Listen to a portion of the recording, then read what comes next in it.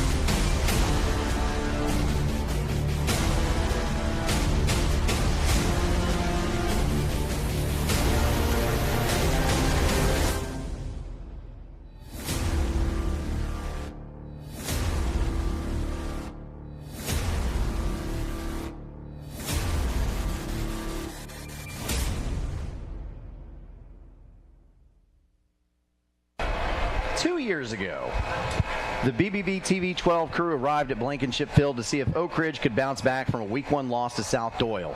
The Wildcats were coming off of a state championship appearance in 5A, and there was excitement about the potential of what would be the last team that Joe Gaddis would coach. As long as we're not counting when, he may fill in when a current coach gets suspended over sideline warnings, mind you. My partner and I watched as a Bearden team that finished the previous year 4-7 defeated Oak Ridge, and it was ugly. The final score was 14-9, and at that time, we knew that the Wildcats were probably in for a long season. And we were right. Oak Ridge seemed like it was on the way down, and Bearden was on the way up. Coach Gaddis stepped down that season, and a coach with a history of winning took over. That was Scott Cummings, and things did improve, but it wasn't good enough. And again, Bearden got the win in the series last season. The Bulldogs finished 7-5 after a playoff win. Oak Ridge was 7-6 after 2 playoff wins. Cummings was let go, and Derek Rang was hired. That move seems to have paid off as the Wildcats now sit in Week 9 with a 6-1 record and should be the favorites to win the region title. But Bearden sits at 5-2 and could very easily be undefeated. After taking care of business last Friday against Cleveland, the Bulldogs have a date in Week 11 against Bradley Central for a season championship. 2 years ago, we saw a great game because both teams were about the same amount of mediocre. Now we anticipate a great game because both teams are 2 of the best in the state. Can Oak Ridge end the losing streak in the series, or will Bearden keep building momentum in a season that has already seen the Bulldogs knock off Maryville and rival Farragut? We'll find out tonight on our OEB Law Game of the Week. Day or night, 24/7. Someone will be there to answer and give you a free consultation. Get to work on your case immediately. Call 865-546-1111 or visit the website full of helpful information, wreckintoacheck.com. That's OEB Law. I'm Aaron Harvey, joined by the always colorful color commentator, Dr. and Coach Dan Shoemaker. It's been a magical season for Bearden, and I don't know if anyone expected this type of year out of Oak Ridge.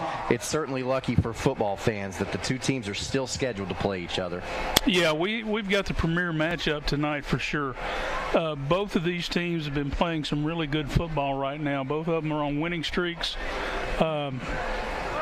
I know that while there's not a lot of games to pick from this week, this is certainly a great game and promises to be a great contest tonight. Yeah, and even if there were a lot of great games to pick from tonight, this would still be one of the best matchups in the entire area, maybe the entire state of Tennessee. That's Coach Dan Shoemaker. I'm Aaron Harvey. There honestly isn't a whole lot going on around the area tonight, as we alluded to, but we'll tell you about what is, as well as preview tonight's game a little later, and we'll do it courtesy of Elaine Walden of East Tennessee Properties. Elaine Walden is the real estate agent you need, and she wants to prove it to you. Serving almost all of East Tennessee, she consistently produces multiple millions of dollars a year, so she can handle it for you. Call or text 423-619-6748. That's 423-619-6748.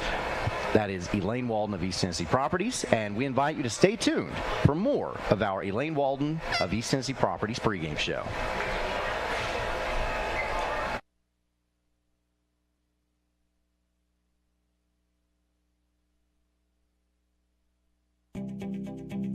At OEB Law, our home is your home.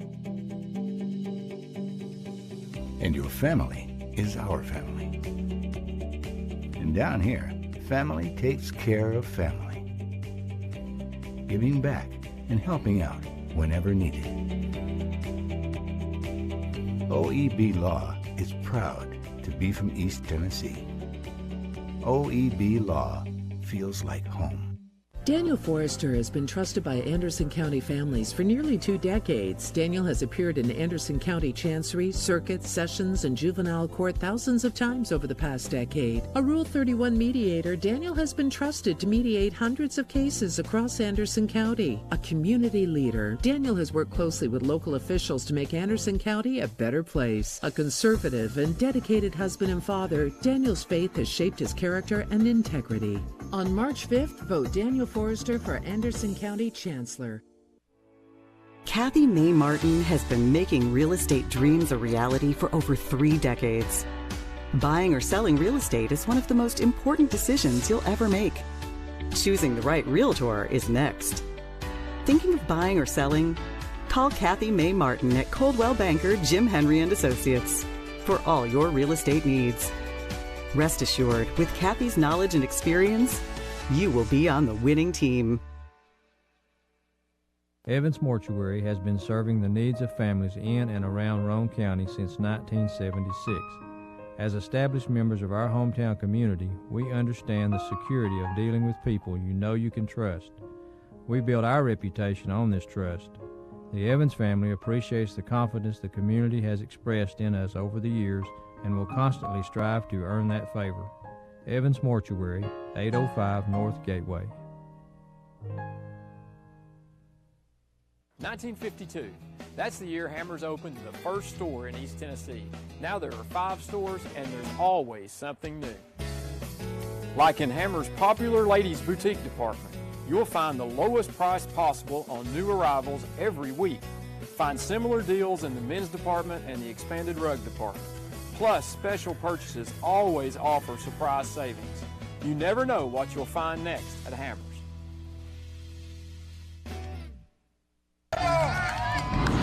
Here we go, Billy. Swing hard. As your local agent, I know you. I know every Saturday your son Billy plays Little League. We sponsor his team. And we know you love parking way too close to the field. That's why we tailor a unique policy for you and your car. Because sometimes something from out of left field can literally come from out of left field. That's simple human sense. Ask Griffin Insurance Agency in Kingston if auto owners make sense for you. And welcome back to the Elaine Walden of East Tennessee Properties pregame show. Elaine is going on 10 years of real estate experience, and she can get you into your next home. She serves mostly Anderson, Blount, Cumberland, Loudoun, Knox, McMinn, Monroe, Morgan, Roane, and Scott counties. So especially if you're in one of those areas, give her a call or text, 423-619-6748. That's 423-619-6748 for Elaine Walden of East Tennessee Properties. I'm Aaron Harvey, joined by Coach Dan Shoemaker. I mentioned before the break that there isn't a whole lot going on in our area tonight. A lot of teams are using tonight as their bye. Your coach, so why is this week so popular for so many teams? Maybe he has something to do with fall break or something? It has everything to do with fall break, really. Coaches hate anything that disrupts their schedule or gets players out of their routine. I always hated fall break myself because you have players who may be going on a trip with their parents and they're going to be missing practice that week. You don't know whether you should go early, practice early and get kids out, or if you should stay on your regular schedule. On game days, we would always bring our team in about 11 o'clock or so, feed them a pretty good lunch. Then we'd get some walkthroughs in. Then we'd go watch films, have our position meetings. And then about 3:30, then we would start our pregame. You try to keep to the regular schedule as much as possible, but that is impossible during fall break week. Well, and something about like schedule making, I know that coaches are responsible. If you need a game, you have to reach out yourself and try to find somebody else who needs a game. And so if all these teams are taking a fall break off, it might be hard to find somebody. Oh, absolutely. Beggars can't be choosers sometimes, so you end up playing fall break. Some people like to play fall break because it gives them an open date somewhere else in their schedule. Yeah. But me, I always preferred to have fall break as an open week if I could. Well, at least for our game tonight, Oak Ridge is playing Bearden. No region significance, no playoff significance tonight. Just a really good ball game that we're looking forward to. But there is a game with region significance tonight. It's Maryville at Cleveland.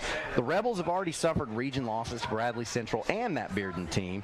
Blue Raiders got the win last season at Maryville. If they can do it again this year, then Maryville would be at risk of not making the playoffs and needing a win against Farragut in Week 11 to even finish fourth in the region. Keep in mind here, Maryville's won 22 straight region championships, which obviously is not going to happen this season. What do you think? Do you think Cleveland can do it again? I believe they can. Maryville's confidence has been shaken. Right now, they're playing for the third or the fourth spot in that region, and they're not used to doing that. Like you said, they're used to playing for region championships, and they're fighting and struggling just to get in.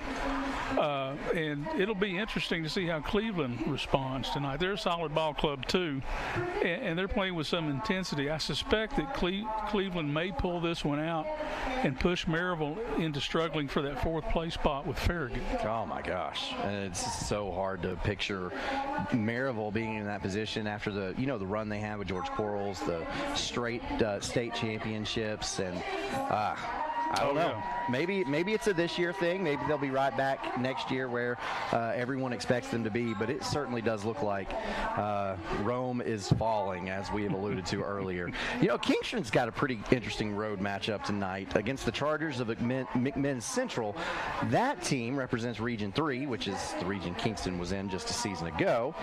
And they come in with a 5-2 record. They do have a common opponent in Meigs County. The Tigers beat Kingston 12-0 and beat McMinn Central 53-29. Based on that, one might think that Kingston has a clear advantage here, but I don't think so, because the transitive property does not apply in sports. Well, that's a little math there, right? That's right. Last season in Kingston, the Chargers pulled off the 17-14 victory, which began a 4-game losing streak for Coach Pankey's squad, which eventually meant they missed the playoffs. I really expect a similar score tonight, but maybe going the other way. Well, yeah, Kingston right now is playing with some confidence. And I think they'll take it to the Chargers because they've got something to prove. I think they do. McMinn Central is also playing well, but they've given up 200 points this season so far, while the Yellow Jackets have only given up 89 points. I think the defense will take this one tonight. That's Kingston. That's a solid stat you just pulled out of there. And I was kind of trying to figure out how I would lean if I was picking that game. And then you brought that stat up, and I'm like, wow, I think Kingston probably has the advantage tonight based on their defense. So that's Coach Dan Shoemaker. I'm Aaron Harvey. This is the BBB TV 12 Game of the Week, and it is brought to you courtesy of Elaine Walden of East Tennessee Properties. You see Elaine's face on the screen, her phone number as well. You can give her a call, 423-619-6748, for all of your real estate needs. We'll talk about a little bit else of what's going on around the area. We'll look at region standings because that's starting to take shape. We'll also look at the current AP rankings as well when we get back to the Elaine Walden of East Tennessee Properties pregame show. Patterson's Appliances has been helping families like yours find quality home appliances from trusted brands including Whirlpool, Maytag, and KitchenAid for over 55 years. Our knowledgeable appliance specialists know how to outfit your kitchen or laundry room with the right appliances to meet your needs. We service what we sell with our own in-house factory-trained service technicians, and for the DIYers, our parts department is always ready to help customers find the appliance parts they need. Patterson's Home Appliances, because we care. A college degree can't be earned in just one day, but can be achieved by doing our best together, just one day at a time. From getting a great start with your Roan State Success Coach, to learning together in the classroom, accessing free tutoring in the Learning Center, and working one-on-one with your instructors. Together, we succeed, one day at a time. Oh, and free tuition helps. So apply at roanstate.edu now, and let's succeed together.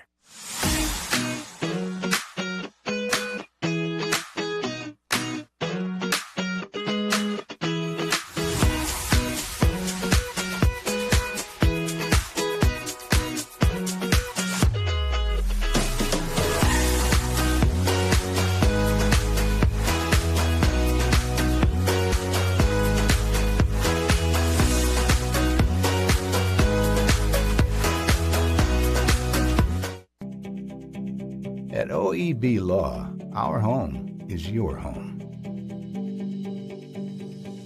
And your family is our family. And down here, family takes care of family. Giving back and helping out whenever needed. OEB Law is proud to be from East Tennessee. OEB Law feels like home. Our story starts with a promise made to the communities of East Tennessee. A promise to always look forward, to the horizon, and past it. A promise to help you live well. At Covenant Health, whenever you enter one of our hospitals, visit any of our physicians, or talk to us on the phone, we will welcome you and your family as one of our own. Because it's about you, and it's about time. Covenant Health. For every moment. The Free Medical Clinic of Oak Ridge presents New Year's Eve 2024 Countdown on Sunday, December 31st, 2023 at 9 p.m. to January 1st, 2024 at 1 a.m. Live band, food truck, hot air balloons, sponsored by Tennessee College of Applied Technology, Bearden, the City of Oak Ridge, David Coffey, BBB Communications, and Holloway Event Company. Ball drop and fireworks. Come with your friends and family to count down the new year together. Don't miss it. Free to the public. For more information, go to fmcor.org. Fan Gear Barn is Oak Ridge's source for new and vintage sports fan gear from around the world of sports. Find your favorite team gear at Fan Gear Barn, located at 977 Oak Ridge Turnpike, across from the hospital. Open 10 a.m. to 7 p.m., 6 days a week. Closed on Sundays.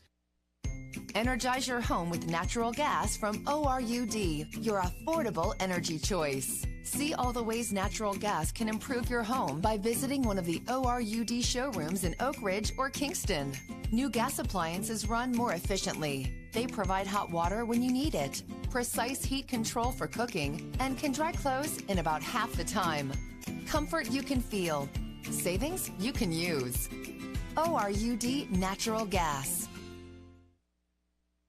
And welcome back to the Elaine Walden of East Tennessee Properties pregame show. Elaine did about $10 million in sales a year ago, which isn't really surprising considering she does multiple millions of dollars a year in sales. She serves nearly all of East Tennessee, so if you need to buy or sell a home, you got to get in touch with her. You just got to do it. Her number to call or text, 423-619-6748. That's 423-619-6748. That's Elaine Walden of East Tennessee Properties. I'm Aaron Harvey, joined once more by Coach Dan Shoemaker. You know, Sunbright is winless this season, and tonight they make the trip to John R. Dillon Field to take on the Bulldogs of Wartburg, who will enter this matchup with a record of 1-6. Both teams could desperately use a win. The number of players Sunbright is dressing is in the teens, though. I have to think Wartburg has got to be a heavy favorite here. Yeah, I agree, Aaron. I've also heard that the Wartburg numbers are also down a little bit as well. But they still should have the advantage tonight. You feel for Sunbright. I mean, small numbers and, first-year head coach. When I took over the Wartburg program, they were on a 32-game losing streak. We had seniors who had never won a ball game. that were dressing for us. So I know how it feels in Sunbright. I know what that locker room's like. You just have to take it 1 week at a time and prepare the best you can, and go out and give it your best shot each week.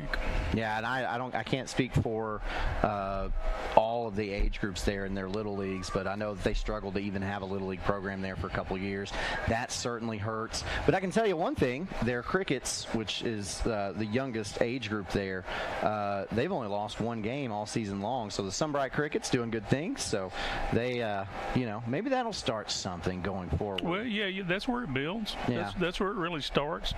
That's the feeder program into your middle school, and then that feeds into your high school program. So yeah, that's where it starts, and so that's a positive. A lot of those Sunbright parents and members of that community working really hard to get that rolling forward for all of those kids. So, the latest AP polls were released earlier this week across the state. So let's take a look at where people stand on those AP polls.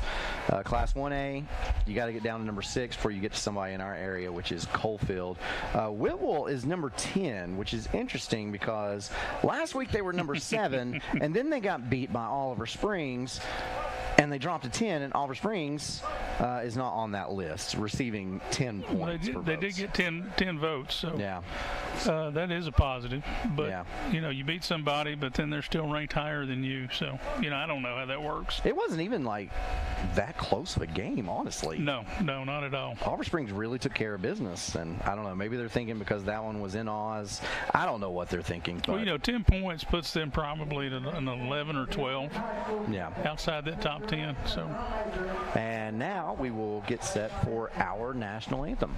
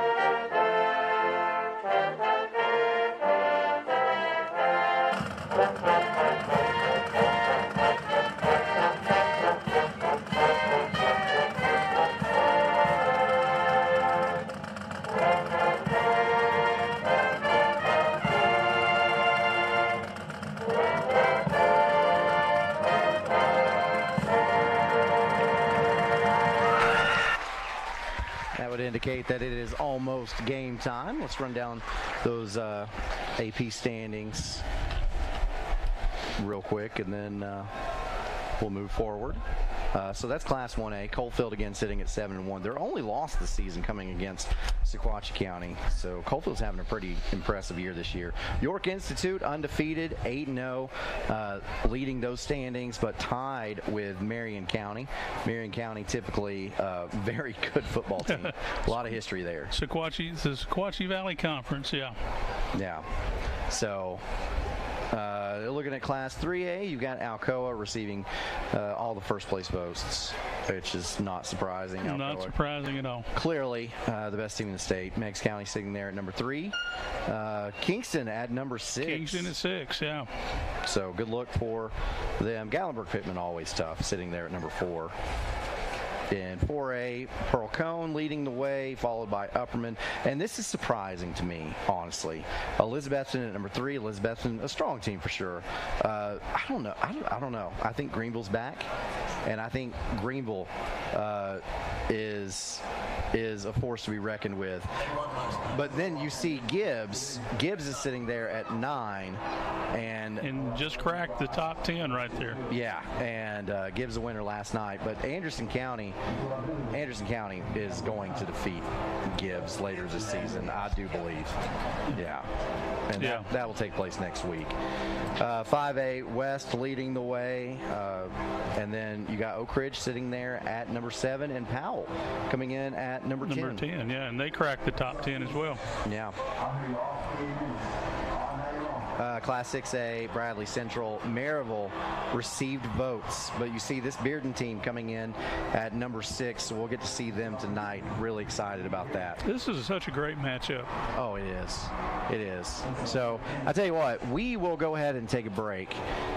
And then when we get back, we will preview this matchup that we've got coming up between the Bearden Bulldogs and the Oak Ridge Wildcats on your OEB Law Game of the Week and your Elaine Wald of East Tennessee Properties pregame show. On-Site Care in Kingston is accepting new patients. Nurse practitioner Candace Templeton has over 25 years of healthcare experience in offering management of chronic care conditions. On-Site Care offers free sports physicals for established patients. Plus, On-Site Care offers hormone replacement therapy with compounded pellets. And now On-Site Care welcomes Darren Wright, a board-certified family nurse practitioner who will be accepting new patients. Call 865-285-9588 to schedule an appointment at On-Site Care. At Ray Varner Ford in Clinton, we believe in turning moments into memories. From life's milestones and growing families, Ford is there every step of the way. How about a new 2023 Ford Edge all-wheel drive ST, $42,545. 2023 Ford F-150 Super Crew, $53,398. 2023 Ford Escape all-wheel drive ST, $33,939. Local you trust? A new Ford your family can afford. Ray Varner Ford, your East Tennessee Ford dealership. And welcome back to the final segment of the Elaine Wald of East Tennessee Properties pregame show as we get closer to kickoff here at historic Blankenship Field. Elaine has the experience and integrity to take care of your real estate needs, and she serves nearly all of East Tennessee. Multiple millions of dollars in sales a year can't be wrong. If you need to buy or sell, give her a call or text 423-619-6748. That's 423-619-6748 for Elaine Walden of East Tennessee Properties. As you see the Oak Ridge Wildcats coming down the stairs to get ready to run out onto this field for this one. I'm Aaron Harvey alongside Coach Dan Shoemaker, and now we get to talk about the game we've got in front of us as Bearden is here in Oak Ridge. They're in different classifications, and looking at the body of work so far, it looks like Bearden is the Oak Ridge of 6A, and Oak Ridge is the Bearden of 5A. In fact, I believe when those rankings, Oak Ridge was ranked 6th in the state, and Bearden was ranked 6th in the state in their respective classifications. Both teams have stout defenses and running games, and this is a dream for an old school football fan. Absolutely. Both these programs hang their hat on the run game for sure. And they do have the potential to throw as well, but they want to run the ball. They want to play ball control. One of my old coaches from high school, Coach Joe Love, always said when you run the ball, it was safer than throwing the ball. Fumbles, interceptions, drop passes were always a concern he had. He was a run-first guy, and I think both of these teams are going to be that way tonight as well. Yeah, but if they do decide to throw, Bearden has Jaheim Merriweather, who's listed as an athlete and committed to play for Purdue University next season. The Bulldogs also have Sam Tummins, a talented wideout who's believed to be headed to Charlotte to play for the 49ers at the next level. Oak Ridge has Brandon Hayward, who makes plays on both offense and defense. He's believed to be leaning towards maybe the University of Tennessee for the next level. There's no shortage of talent on that field tonight. Absolutely. Both these teams are deep with speed. You can't coach speed. You either have speed or you don't have speed. I think the secondary of the Bulldogs is playing very well right now as well. They're playing very well. And I think that could be an important difference in this game tonight. Of course, we've got to talk about the running backs tonight. You mentioned the running game. They'll be featured heavily tonight. For Oak Ridge, senior DeJavis Dozier has over 1,000 yards rushing on the season, but for Bearden, sophomore Jason Thompson isn't far behind him at 963. As you see Dozier in action in there, I heard Mark Packer on Rivalry Thursday call him the Bulldozer, and I think that's an appropriate nickname for him. But Jason Thompson for Bearden has 963 yards rushing. Both have 15 touchdowns on the year. Whoever between the two of these has better stats tonight might determine the winner of this game. Yeah, we're going to see a couple different styles tonight. Thompson, he's only a sophomore, but he's quick and he's shifty and he's really hard to tackle. Yeah, you see on your screen there. Dozier, on the other hand, is a senior. He's more of a downhill runner. He runs with power. He breaks tackles. He seems to get stronger as the game goes on. In addition to these running backs, though, there's also a pretty good offensive line in front of those guys. And as Coach Love used to always say, he said, running the ball's like smoking a cigar. if you don't have any fire up front, you're not going to get very far. So, that's what we're going to see tonight, I think. I love that. It looks like Bearden has won the toss and will decline. Let's make sure. Actually, it looks like, yeah, Bearden won the toss. They will decline. Oak Ridge will receive the ball to start this game. It's that time again. Dr. Dan, you got to tell us your do's and don'ts. I think the do's tonight for Oak Ridge is run the ball and establish that defensive identity early. I think the don'ts are don't break down on special teams, avoid that 3rd and long, and avoid turnovers tonight. For Bearden, I think it's pretty simple. Use all of your offensive weapons, make the Oak Ridge offense predictable, and use the excellent secondary to shut down the passing game of Oak Ridge. The don'ts, don't let the pressure of playing at Blankenship Field distract you, the ship as they call it. And don't let Oak Ridge grind the clock, and don't turn the ball over. Avoid those turnovers. All right, so you heard the do's and the don'ts for both of these teams, anticipating a great matchup tonight. As I said, no shortage of talent on the field tonight, as we're going to see DeJavis Dozier. We saw him earlier this season, really the anchor of this Oak Ridge team. But he's surrounded by talent. You're going to see Vashawn Knowles on defense. He runs that defense, but he'll also line up and catch the ball from a tight end position. So looking forward to this one tonight. Getting set to kick this one deep for Bearden is Daniel Kinney, and this is our Davis Funeral Homes kickoff. Actually, I'm sorry, not tonight. It's Daniel Forrester for Chancellor kickoffs. Daniel Forrester for Chancellor. That is paid for by the committee to elect Daniel Forrester Chancellor, Chrissy Forrester Treasurer.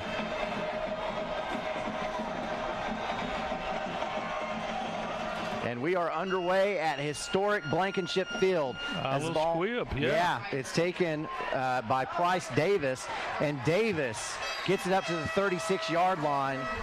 A great return. That's not Price Davis. That's Riker Arms for Oak Ridge.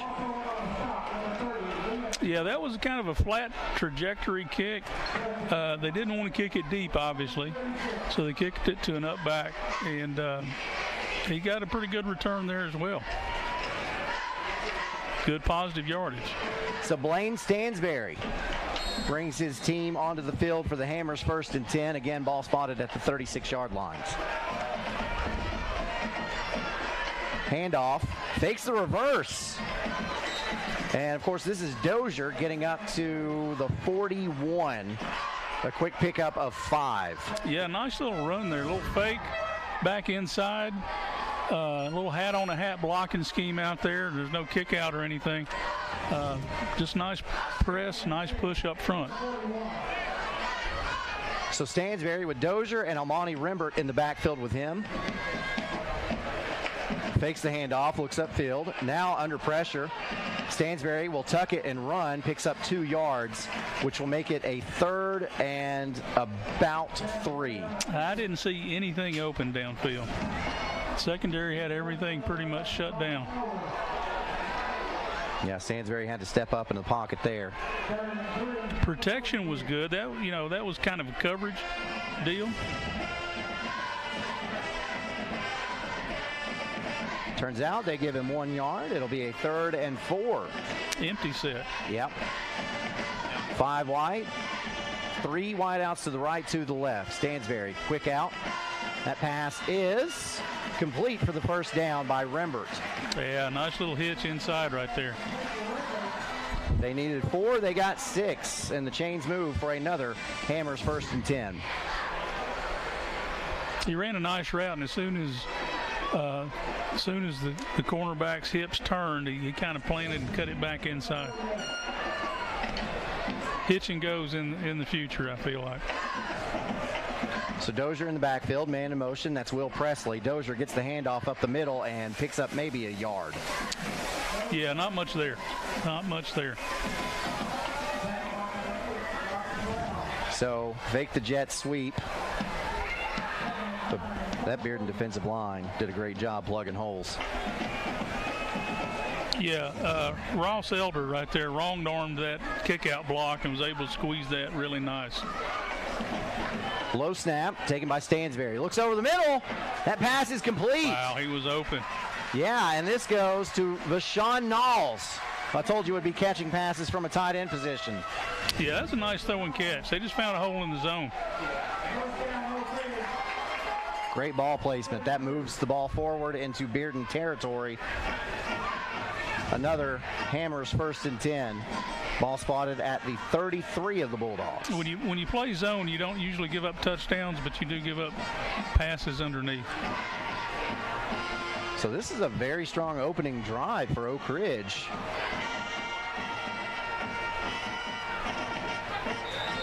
And now we've got flags on the play. Maybe had some early movement.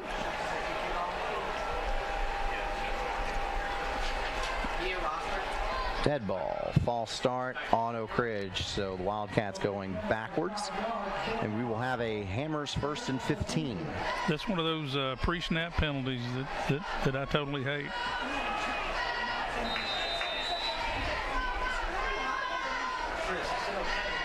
How's modern football changed that? Because you've got silent counts now and claps, and you're very far removed from hike. Oh, absolutely, absolutely. Handoff, Dozier. Dozier again picks up 2, and that'll make it 2nd and 13. Yeah, this second long, really behind schedule. But it's not really bothered Oak Ridge. They've had a couple of these, third and 4. They converted, and then a second long. No, surprisingly, Oak Ridge has had really nice success early through the air.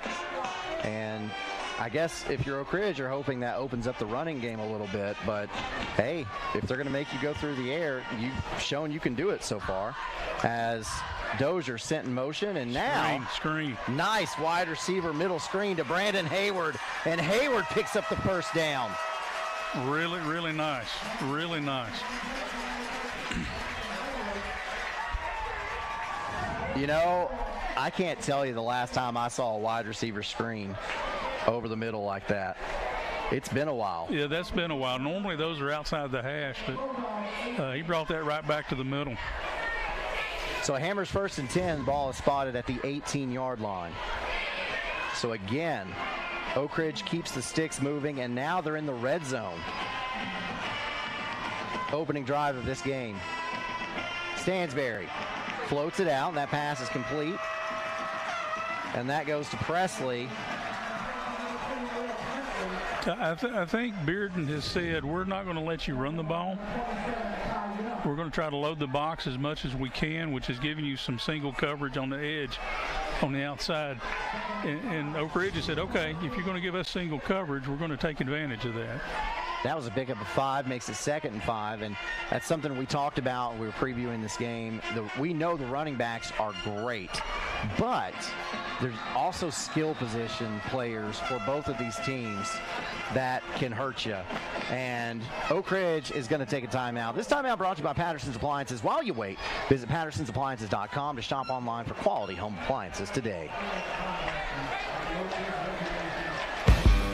At Ferris, we want you to get the most out of your time and end each day feeling good. That's why we pioneered exclusive lawnmower suspension technology, allowing for full-speed mowing, even over the roughest terrain. Grow your business by getting more done in less time with Ferris. Ferris. Work hard, feel good. Found exclusively at independent Ferris dealers. Back to the OEB Law Game of the Week at historic Blankenship Field. Established back in 1943. You may recognize that as, the start of the Secret City. That's pretty cool. That is pretty cool. They built all these houses for workers to live in, and they built a football field. There's nothing more American than that. Absolutely. So Stansberry has Dozier in the backfield, 2 wideouts to the left, 1 to the right. Stansberry looking to throw, and now he's going to go to the end zone. That pass is caught! Caught for a Sabra! Beauchamp, touchdown, Oak Ridge! when you watch that, you'll see Stansbury give a little pump fake. That's that hitch and go we talked about a little earlier. Almani Rimbert. That was nice. Who would have thought? Who would have thought that on the opening possession of this game? Now watch the little pump fake. There it is. Oh, man. And Bearden known for its vaunted secondary, too. And Oak Ridge does most of its damage as the extra point is good on or through the air. And they got 7 early. It's Oak Ridge 7, Bearden nothing in the OEB Law Game of the Week. At OEB Law, our home is your home. And your family is our family. And down here, family takes care of family. Giving back and helping out whenever needed. OEB Law is proud to be from East Tennessee. OEB Law feels like home. Back to the OEB Law Game of the Week. Boy, we got to talk about what this does to your defensive strategy, because Bearden, it looks like, came out and said, you know what, beat us through the air. And Oak Ridge said, okay. Okay, let's do it, yeah. So does the game plan at all change for Bearden here as we get set for another kickoff tonight, which is sponsored by Daniel Forrester for Chancellor? Yeah, I think you're going to have to discuss what you're going to do in the secondary. They were playing one high, which gives you an extra guy down in the box, and they're going to have to take that away. Eli Pearson with an end-over-ender pooch kick, and that is taken. He's got a gap. Yeah, at about the 27-yard line and brought all the way up close to midfield. And for Bearden, that's Torrey Beaufort. And I tell you, Beaufort has multiple kickoff returns for touchdowns this year, including one last week against Cleveland. So you think, hey, maybe we don't want to kick it to him. But I guess Bearden anticipated that because he came up close and caught it anyway. Yeah, he's not the guy you want handling the ball for sure. So you got to figure out where he's at and kick away from him. Quarterback Drew Parrott for Bearden. Back in the backfield. Hands off to Thompson. Our first look at Thompson. And he goes for about no gain on that Hammers 1st and 10 and bring up a 2nd and 10. Nothing there. Nothing there. And Parrott, a junior this year, we saw him start as a freshman for Bearden at Blankenship Field 2 years ago. So Bryce Dorsey came up and really plugged that really well right there. Does it kind of make you wonder if Oak Ridge is saying the same thing? Like, hey, you better beat us through the air. Might be. We'll see. So Parrott in shotgun formation, 2 wideouts to his right. Looks like a tight end to the left, and we've got flags. As that was going to be another handoff to Thompson.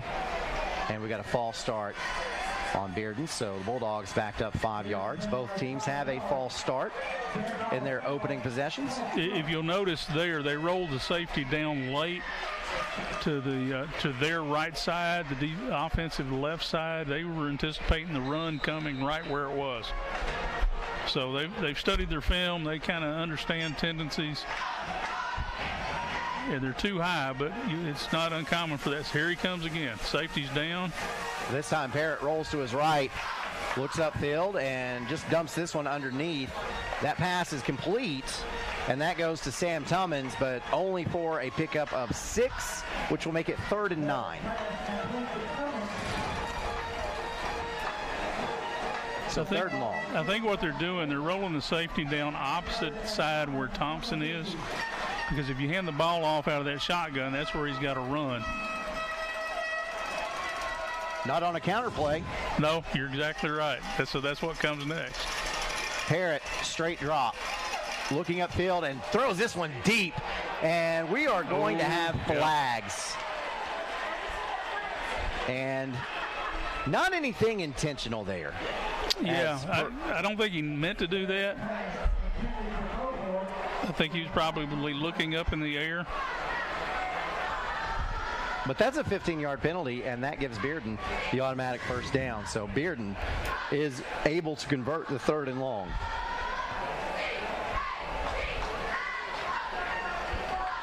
Yeah.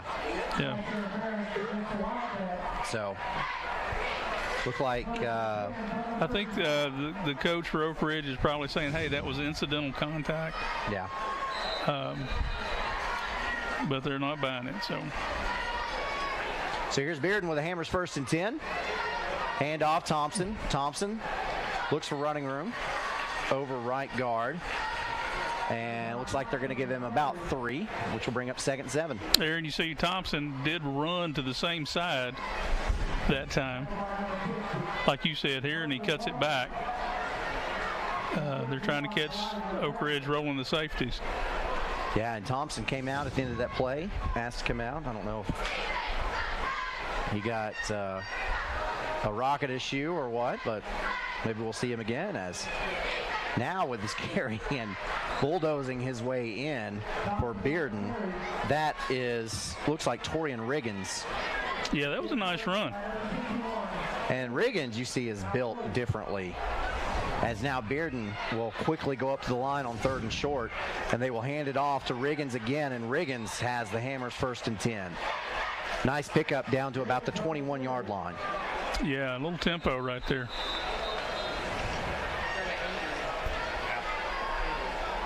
So not able to have much success with Thompson, but you bring in Riggins, who's more of a bruising type back. Oh, we got one down. Yeah, now we have an injury on the field.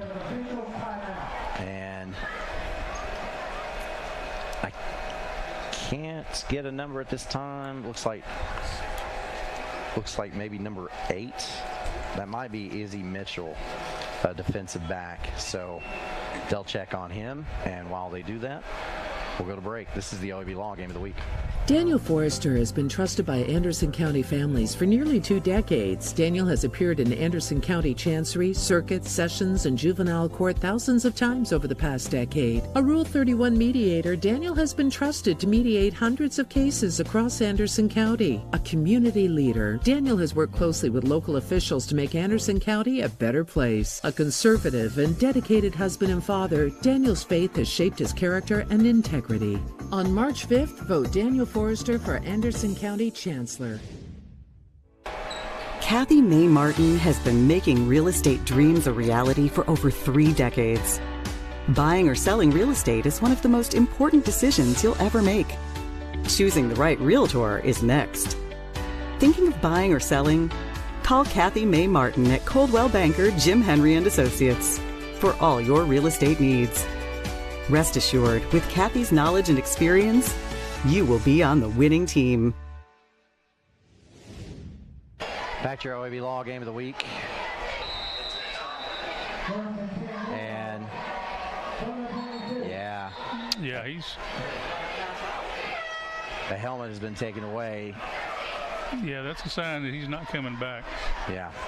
I hate that for that young man, because it's a big ball game. So Hammers 1st and 10 for Bearden.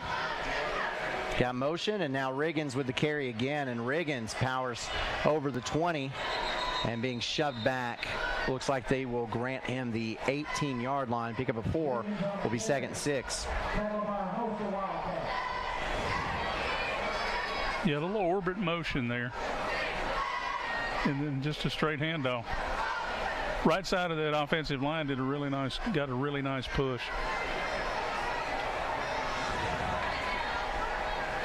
Bearden back up to the line. Hand off again. And this time back into the game. This is Jason Thompson. And Thompson with a nice pickup up to the 14-yard line. That'll make it a 3rd and about 3. Yeah, this last series of plays are kind of like what we thought we would see. Drew Parrott, the quarterback, 2 wideouts to the left, and he will quickly throw it out that direction. This goes to Torrey Beaufort, and Beaufort is dropped immediately. No gain on the play, and that will bring up 4th and 3. Yeah, Coach Jones has got a decision here. Do we go for take our 3, or do we keep this going?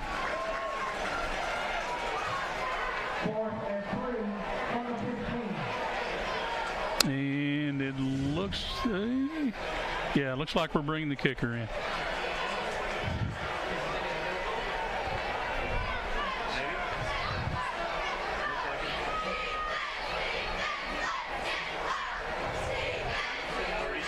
They will spot it at the 22-yard line.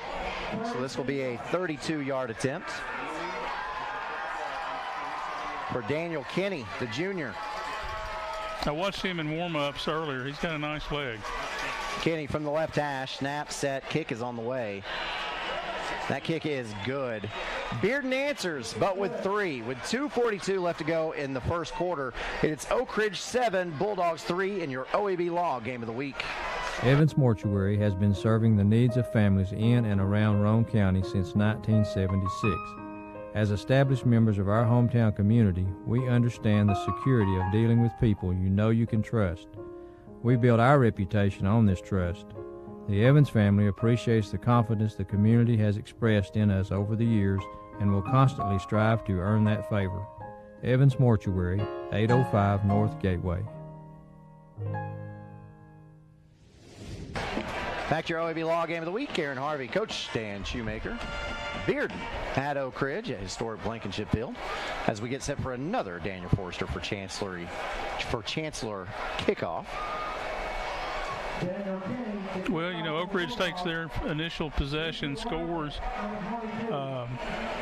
Bearden takes their initial possession, scores the field goal, but at least they responded at this point. So here is Daniel Kinney getting set to kick off here. Had a little bit of a squibber on his first kickoff. This one does the same thing. It bounces and oh my goodness. Dozier made a mistake. That ball was huddled around the sideline, and Dozier gets it and runs out of bounds with it. And so now Oak Ridge will start at the 2-yard line? No, I think they're more like the 1. We'll see on this Chuck Fleischman replay. And Coach Gaddis is kind of wandering down there to kind of take a look. Yeah, you see him there, the bottom right of your screen. Yeah. Honestly, it looked like Dozier just lost his footing. I think he thought maybe he could tightrope the sidelines and then get upfield. Didn't happen. Dozier with a handoff, and he's got to get out of the end zone. Woo, they'll give him forward progress just over the goal line. That was almost a safety. That was close. And Oak Ridge, again, hasn't had a lot of success in the running game, and that's not good when you're lined up right on the goal line. This would be a great place for play action. Just saying. A loaded backfield now. Handoff goes to Dozier. And this time Dozier gets up to about the 3-yard line. Yeah, kind of eased it out there a little bit. Makes you feel a little better if you got a punt on 4th down for sure. Yeah. He's given the 4, and that'll bring up 3rd and 8. A long 8.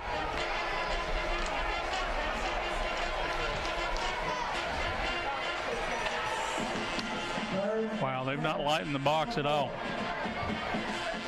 Stansberry with Dozier to his left in the backfield. 2 wide receivers to the left. And Stansberry has a low snap, has to pick it off the ground, and he throws this pass. Wow. Woo.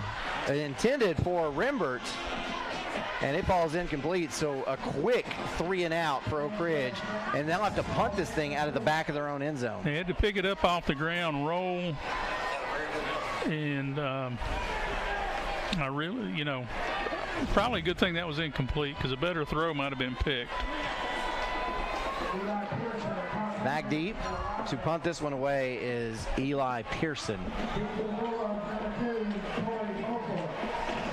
Now Beaufort is set to receive this one, and Pearson with a great punt to kick it away from him, but Beaufort's going to pick it up anyway. Takes his time, crosses midfield, and he is driven down by 2 different Wildcats. That was good coverage. That was a great kick, by the way.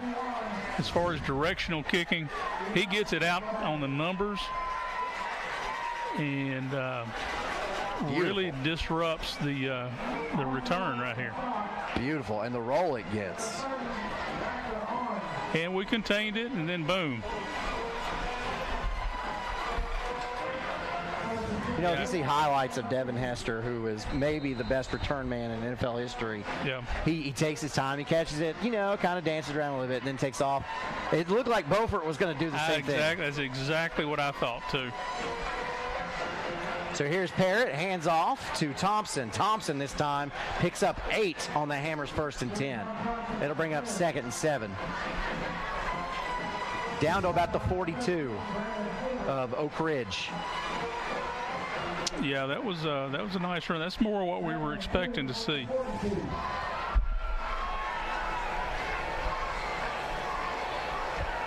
Hand off. This goes to Thompson. Thompson. Looks like he's going to have just enough for the Hammers 1st and 10. Yeah, he's got the first down. A little tougher sledding inside there that time. And you can see he's looking to bend back. You know, we were talking about rolling the safety up and playing to the away side that he's, whatever side he's not on. And he's looking to bend back to that. So clock is running under 30. And it looks like the play clock. It's pretty close to the game clock. It is. Bearden wouldn't have to run another play if they didn't want to. So we'll see if they do. Parrott in the backfield. Beside him is Riggins. Parrott will hand off to Riggins. Riggins looks for running room across the right end. Nothing there. Not much there. Bring up a 2nd and 10, and that is how. Got one hurt. Oh. Got one down for Bearden.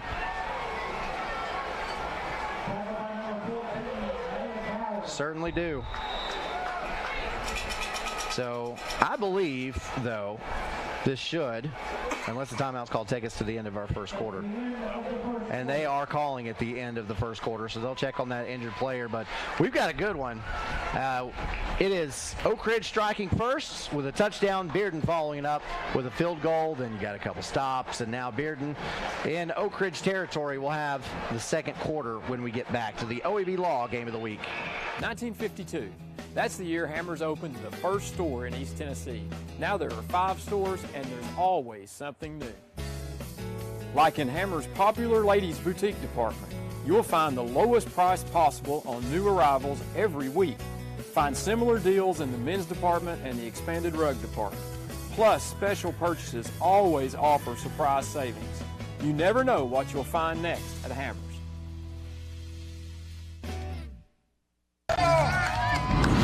Here we go, Billy. Swing hard. As your local agent, I know you. I know every Saturday your son Billy plays Little League. We sponsor his team. And we know you love parking way too close to the field. That's why we tailor a unique policy for you and your car. Because sometimes something from out of left field can literally come from out of left field. That's simple human sense. Ask Griffin Insurance Agency in Kingston if auto owners make sense for you. And we're back to the OEB Law Game of the Week, getting ready to start this second quarter. Bearden has it 2nd and 10 at the Oak Ridge 39. As here is a handoff. This is to Riggins, and Riggins picks up a quick 14 yards, and he'll have enough for the Hammers 1st and 10. Again, he's bringing it back to the backside. Nice run, nice vision right there for that young man. Torian Riggins. And he'll get the carry again. Going left this time, maybe lost a couple inches on the play. That'll bring up 2nd and 10. Yeah, not much there. And now, with the check presentation, you see the cheerleaders have it there. OEB Law gives $1,000 to the homeschool of every game that we cover. They also give $1,000 to the homeschool on the Rivalry Thursday games as well.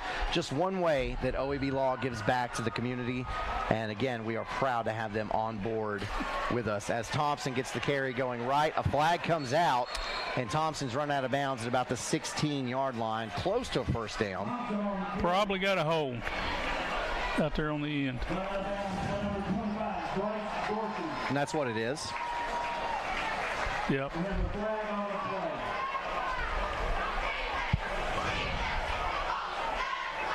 OEB Law.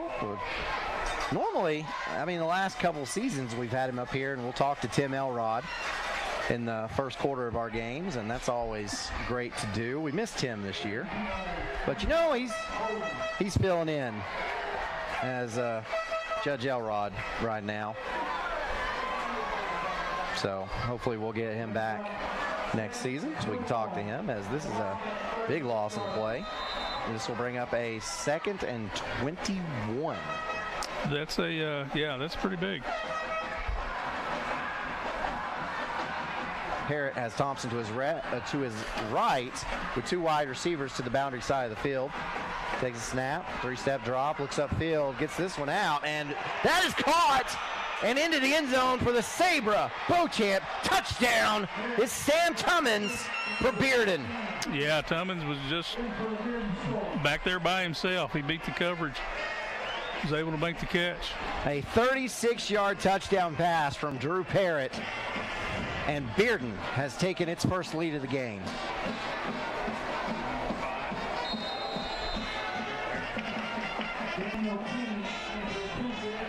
So Daniel Kinney comes on to attempt the extra point. Sophomore backup quarterback Madden Guffey will hold. Snap, set. That kick is up, and that kick is good. Wow, he's got a leg. I think that ball went all the way down to Big Ed's. I believe it did. That was a long extra point right there. So Bearden responds and takes the lead on a 31-yard touchdown pass. And we thought it would be the running backs that are featured, but our 2 touchdowns have come through the air. It is Bearden 10, Oak Ridge 7 in your OEB Law Game of the Week. Patterson's Appliances has been helping families like yours find quality home appliances from trusted brands including Whirlpool, Maytag, and KitchenAid for over 55 years. Our knowledgeable appliance specialists know how to outfit your kitchen or laundry room with the right appliances to meet your needs. We service what we sell with our own in-house factory-trained service technicians, and for the DIYers, our parts department is always ready to help customers find the appliance parts they need. Patterson's Home Appliances, because we care. Back to your OEB Law Game of the Week. Daniel Kinney set for this Daniel Forrester for Chancellor kickoff. And we had a snafu last time he kicked off, as Dozier ran out of bounds at his own 1-yard line. Let's see what happens here. Kenny's kick is again to the left side of the field, and Dozier will catch this in the end zone. That is an automatic touchdown in TWA football. So, all right, did I say touchdown? Yeah, touchback. That is a touchback. I'm sorry. That is not an automatic touchdown. That would be weird. So instead, Oak Ridge will have a Hammers 1st and 10 at the Wildcat 20-yard line. It would put a premium on kickers. It would definitely would, yeah. You'd have kickers getting NIL deals all over the place. Exactly. So Blaine Stansberry with Dozier in the backfield. Dozier gets the carry. Over left side, and Dozier up ahead Still to about running. the 30. That is going to be enough for a Hammers 1st and 10. Still running. Runs hard. This young man runs hard. Runs through contact.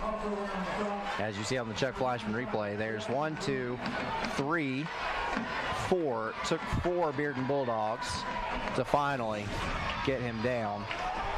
Pickup of 10. Another Hammers 1st and 10. Stansberry looks. Now gets this one out quickly. And this goes to Will Presley. Presley is going to be bottled up for no gain. That'll make it 2nd and 10. Wow, that whole pile of them showed up over there, didn't it? Yeah. Wow. Talk about running to the football. On defense, you always yell about running to the ball, run to the ball, run to the ball. And here they come. Yeah, and that's good coverage there for Bearden, and Kai Young kept Presley in place until he could get help. And get help he did. A whole pack of Bulldogs. Stansberry takes snap, rolls to his left, looks upfield. That pass is complete. Wow. To Brandon Hayward, and Hayward has enough for the Hammers 1st and 10. Yeah, what a well-placed football. Runs a speed out right there, and just a nice throwing catch. And Stansberry was rolling to his left. Yeah, that's never an easy throw for a quarterback, for a right-handed quarterback. So Hammers 1st and 10. Oak Ridge set up at the Wildcat 45-yard line. Again, Stansberry with Dozier beside him. This time Dozier will get the carry, gets a hole, gets up the sideline, tries to get it there. And he will be tripped up by his shoelaces, but not before a pickup of 13 yards into Bearden territory for another Hammers 1st and 10. I think if he's not tripped up, he's probably taking that one to the house. Oh, boy, it looked like it. Ooh, great tackle that time. And for Bearden, that is Ethan Courvoisier.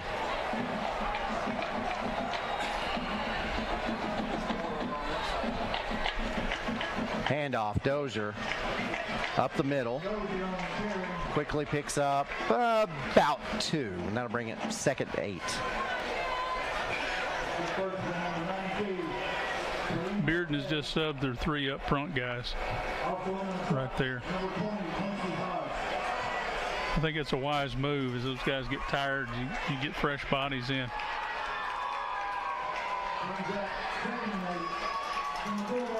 Oak Ridge, the play clock's not running. Oh, there it goes. So it's down to 20. 3 wide outs to the left, 1 to the right. Stansberry takes a snap. Drops under pressure, sacked. Getting through there for Bearden is Jackson Graham. Yeah, those fresh bodies. Remember I talked about you bringing fresh bodies in? That makes a difference. They'll give Stansberry the 48-yard line.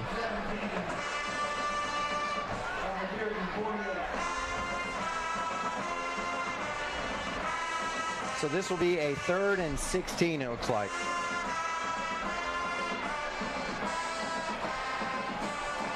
And again, Oak Ridge taking its time, getting the call.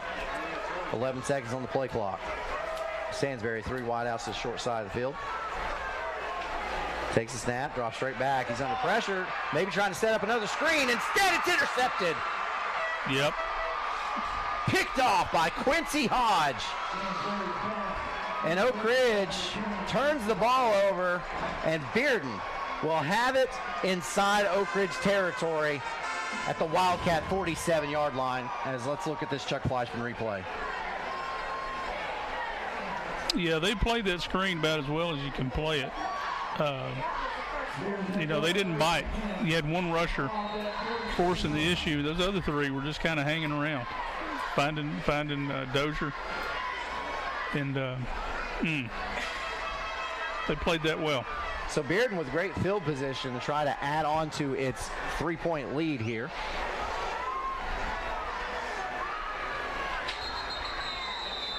And we've got whistles.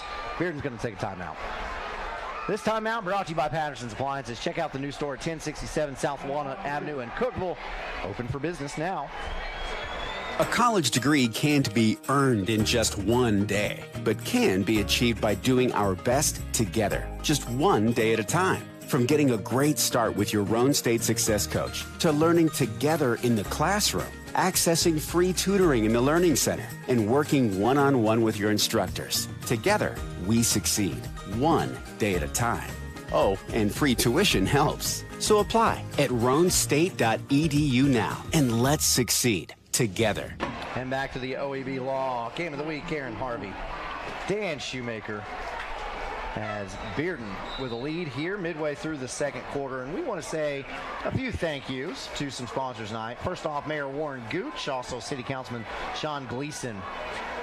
Huge Wildcat supporters, Ryan and Blake Overton. Of course, they're saying go Wildcats. Jeff Cole, the county clerk. And Rex Lynch, the circuit court clerk. As Bearden with his Hammers 1st and 10. Handoff goes to Thompson. Thompson goes ahead for about 2 yards, and that'll bring up 2nd and 8. Also, a big thank you to Representative John Reagan of the 33rd District, and also Climax Roofing and Renovations, LLC, helping us get this game on the air. Very thankful for that, because it's been a great game so far, and we anticipate it to stay that way for all 4 quarters. So after that short pickup, Bearden will have it 2nd and 8. Bearden's kind of running a little overload to their left side. Oak Ridge adjusted to it really well, so now they're bringing it back to their short side of their offensive line there. Let's see if they stay with that. Thompson gets it down to the 40, and that'll leave him about 3 yards shy of the first down.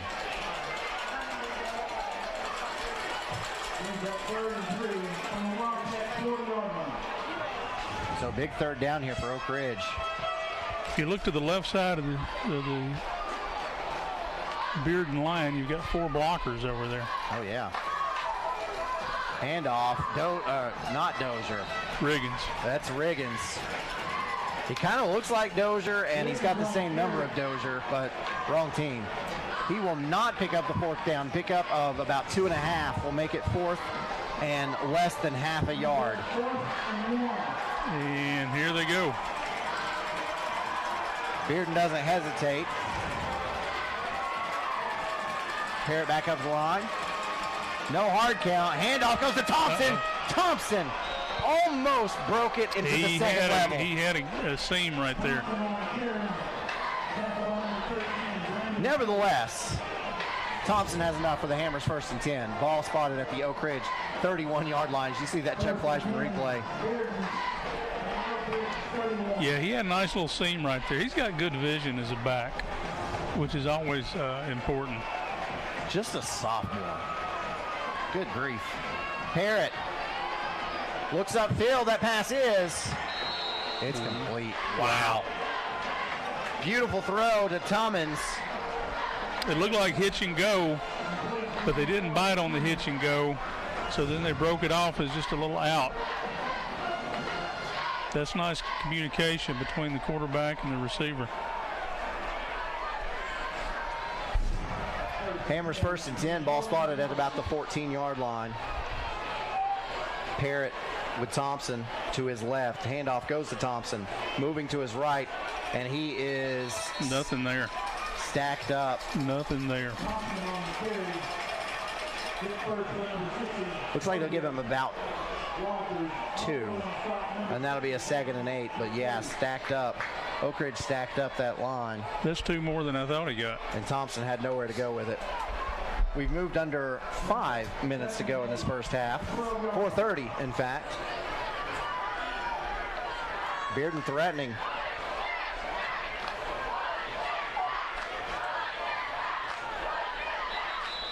And we've got the umpire threw the flag. And the Oak Ridge players are clapping. For good reason. That's a false start on Bearden. So instead of a 2nd and 8, the Bulldogs will have a 2nd and 13, ball spotted at the 17.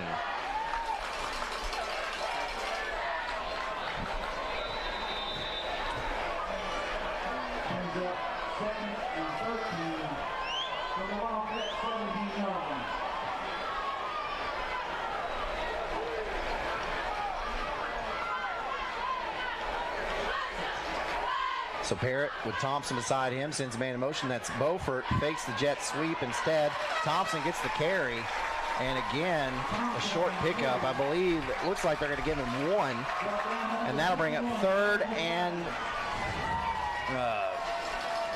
12? Yeah, 3rd and 12.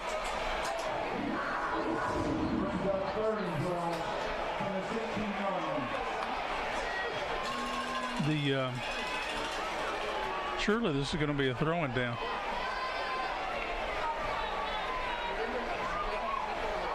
We also know Bearden is well in field goal range. Absolutely. Under 10 on the play clock. Parrott sends a man in motion. That's Beaufort. Takes a snap, rolls to his left, and chucks this one up. And it is incomplete. Trying to get Tummins. Yeah, he's the target tonight.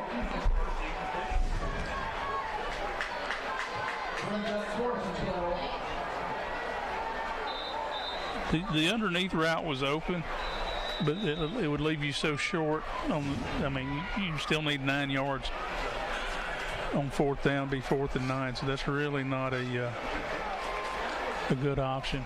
And Oak Ridge has a player injured. Oh, I didn't see that.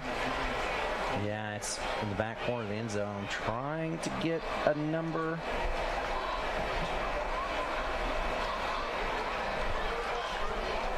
He's up, and that looks like Price Davis. And it is. Yes, Price Davis. So Davis is hobbling. Hopefully he's not too injured. He's a major part of that Oak Ridge defense, the defensive secondary. So 4th and 12, we'll get to see what Bearden's going to do here. Likely going to send the field goal unit on the field. Yeah, here they come. See if we can see what happened on this Chuck Fleischman replay. Oh, I don't know. He just kind of pulled up there.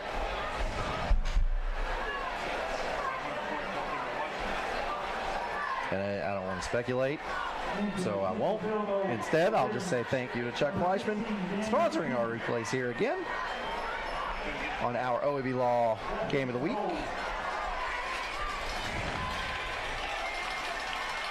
As again, this is Daniel Kinney, and this will be a 33-yard attempt just inside the right hash.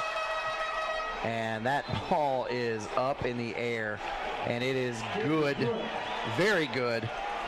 And Bearden adds on to its lead. The Bulldogs now lead over Oak Ridge by a score of 13-7 with 3 minutes exactly to go in the second quarter of our OEB Law Game of the Week.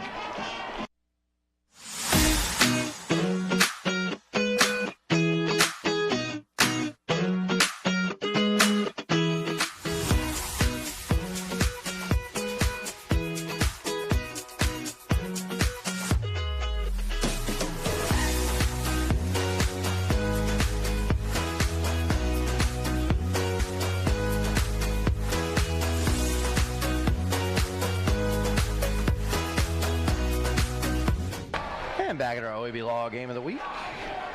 Some scoring updates for you, and this one is shocking to me. Heritage is up on Lenore City 14-0 at the half. In the second quarter, Maryville is up on Cleveland 10-0. Okay. Bradley Central leads Red Bank 7-0 in the second quarter. As we get set for another Daniel Forrester for Chancellor kickoff. This is Daniel Kinney again, and this kick again is going to sail right to the back of the end zone for a touchback. He's got a nice leg. Now, see, you've spent a lot of your coaching time in Tennessee around the smaller classifications. So, and I know, like, when I first started broadcasting games, because that's where I was, too, covering those smaller schools. And it's hard to find a kicker for the 1A schools and the 2A schools. But, like, you start covering these and the legs, you see these, like, wow, I didn't know that was possible in high school. Right, yeah, exactly. Exactly. You find that one kid that can kick in your school on your team, and you work him at it. And on Hammers 1st and 10, Stansberry's under pressure and sacked. Brought down on the play by Carlino Appel. Yeah, just really good pressure up front. Looks like a little confusion on the protection. That's a loss of 5. We'll make a 2nd and 15.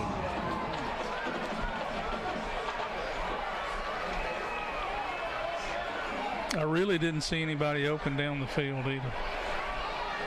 So that might have been a coverage sack. Ooh. Trying to get Vashon Knowles out of that tight end spot, and Knowles has it knocked out of his breadbasket. Yeah, safety came up and hammered him. Otherwise, that's a catch. Probably about a 10-yard gain, which would bring up 3rd and manageable, but as it stands, it's 3rd and 15. And Oak Ridge needs a timeout to talk about it. This timeout brought to you by Patterson's Appliances, proudly serving your community since 1965 because they care. At OEB Law, our home is your home. And your family is our family. And down here, family takes care of family. Giving back and helping out whenever needed. OEB Law is proud to be from East Tennessee. OEB Law feels like home. Back to the OEB Law Game of the week here in Harvey. Coach Dan Shoemaker, as Oak Ridge faces a 3rd and 15 with 2:16 left to go in the first half. Remember, Bearden won the toss, and they deferred to the second half. So the Bulldogs will get things started on offense after halftime. Yeah, the pass to Nall right there, the short tight end pass, if you can get a post in behind that, because the safety came up and hammered that really hard. If you can get a post in behind that, then that should be a big play. And now just a draw play to Dozier. And Bearden is going to take a timeout to try to preserve some clock here, give themselves a chance to run a 2-minute offense and try to score before halftime. This timeout brought to you by Patterson's Appliances. They service what they sell with in-house factory-trained appliance service technicians. Our story starts with a promise made to the communities of East Tennessee. A promise to always look forward, to the horizon, and past it.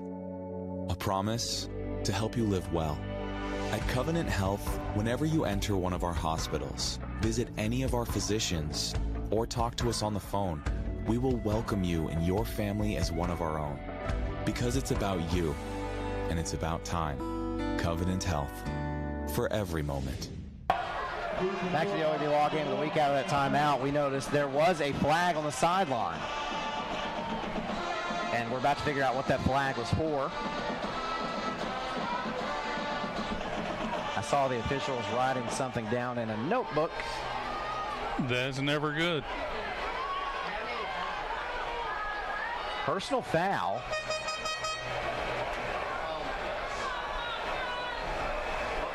I guess it's going to be declined and bring up 4th down. No, they're taking it. So the down counted? It must have been after the play? Was it a dead ball? I didn't think he said dead ball. Maybe I missed it. No, that'll back it all the way up to about the 10-yard line. That'd almost have to be a dead ball to lose the down like that. Yeah.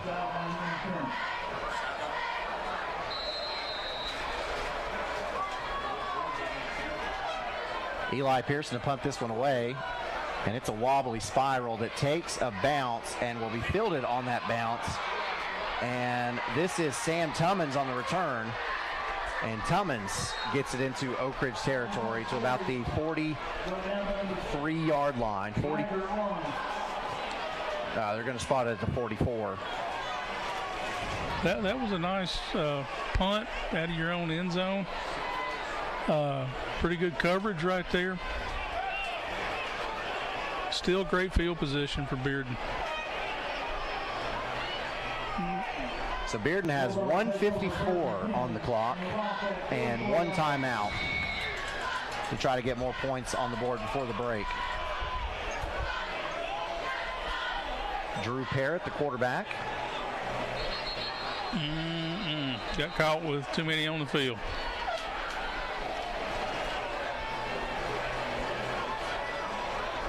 Sure enough.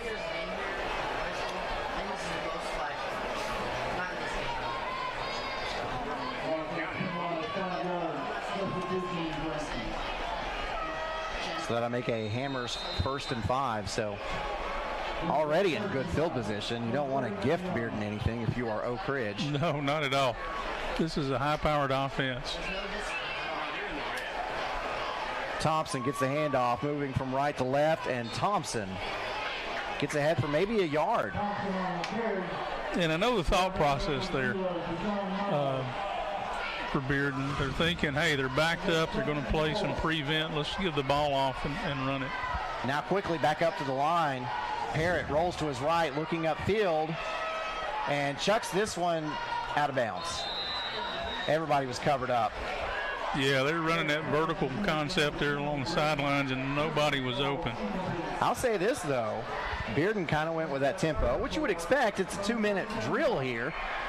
But Oak Ridge looked confused getting up to the line. They weren't completely set when that ball was snapped. No, they weren't.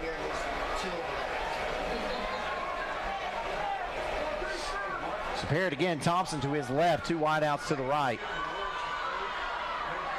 Hand off Thompson. Thompson gets running room straight up the middle. Spin move down to the 24-yard line, and that is enough to move the sticks.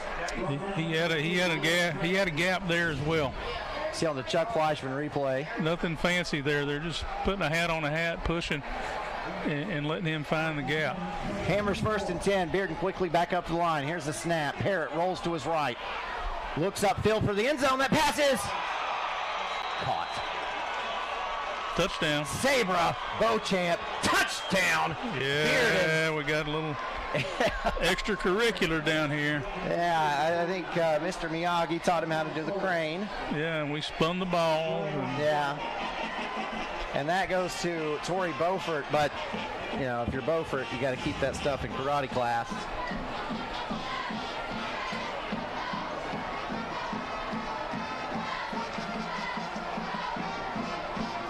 Yep, sure enough. Oh, my goodness.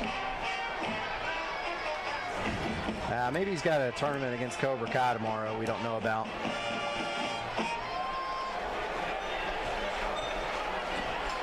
All right, so that will be assessed on the kickoff, obviously, as Bearden will get set to attempt this extra point. You know, I talked about Coach Love earlier in the pregame. Another thing he used to tell us was act like you've been there. Okay, don't make it look like this is the first time you ever scored a touchdown.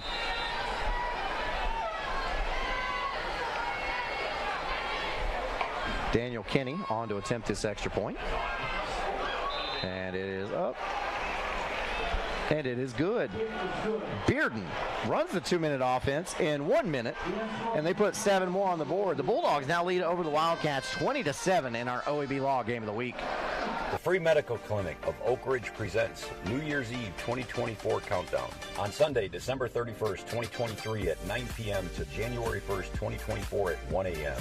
Live band, food truck, hot air balloons, sponsored by Tennessee College of Applied Technology, Baird, the City of Oak Ridge, David Coffey, BBB Communication, and Holloway Event Company. Ball drop and fireworks. Come with your friends and family to count down the new year together. Don't miss it. Free to the public. For more information, go to fmcor.org. Back to the OEB Law Game of the Week, and I'll editorialize here for just a moment. I don't mind the kids having fun, as long as it's not directed at the other team. But again, these are high school kids with emotions, so you don't know how they're going to handle that sort of thing. Oh, absolutely. You know, and I think too many times we try to do things to take. I say we, the football gods who make these rules, try to take a lot of the fun out of it. So yeah. So Kenny gets set for the Daniel Forster for Chancellor kickoff here. And he will have to kick off 15 yards behind where he normally does because of that penalty. And this one just kind of pooch up into the air, and it's taken about the 30. And up to about the 42-yard line. Rocky Brown on the tackle. And on the return is Riker Arms, his second return of the game, by the way. 1 minute, 60 ticks left.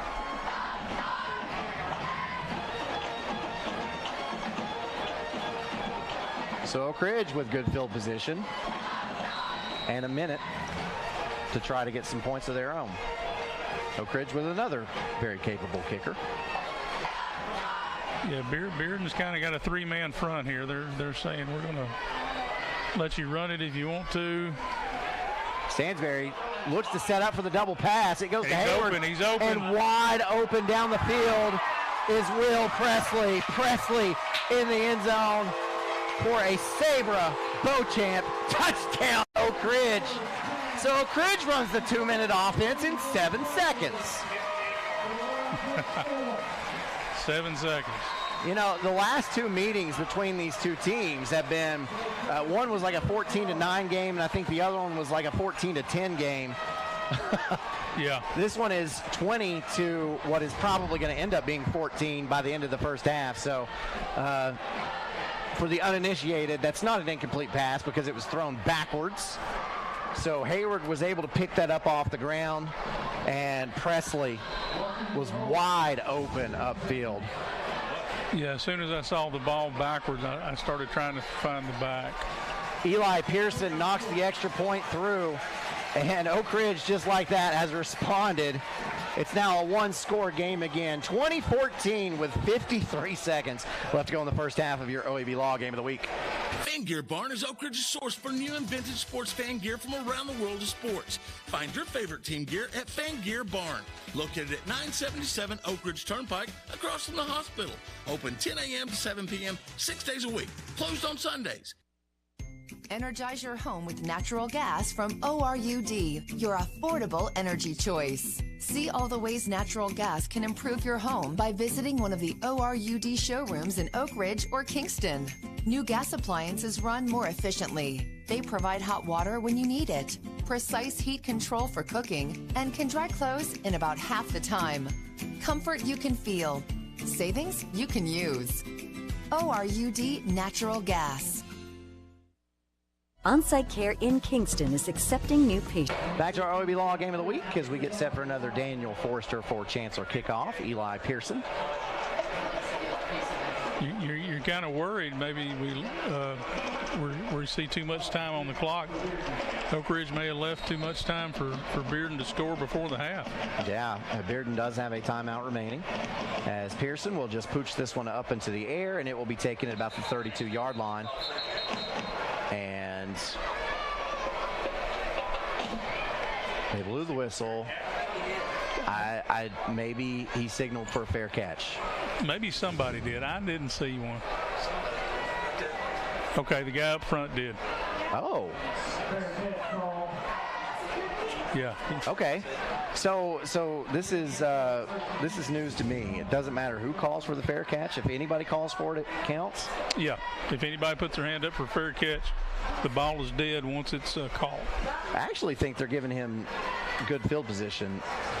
I think he should be back at about the 33.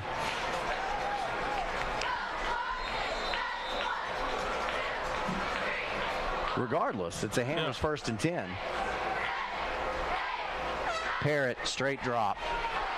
Being pressured, rolls, and now just shovels it out to Thompson, and that's always going to be a good idea, as Thompson in the open field is electric. Gets down to the 43-yard line of Oak Ridge, moves the sticks with 38 seconds left.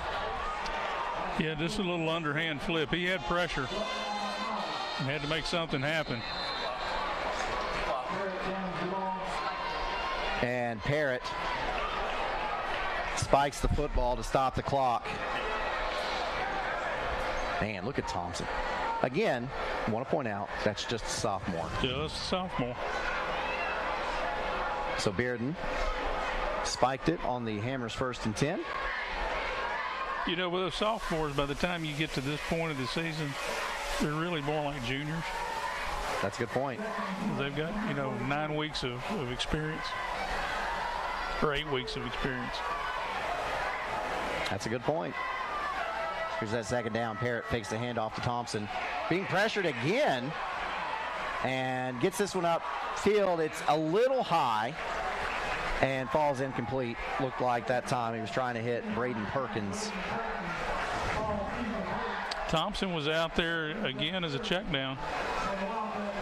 I almost wondered if he was going to shovel it out again. Yeah. 3rd and 10 now. Just under 26 seconds left in this first half. Could be a big third down here for Oak Ridge.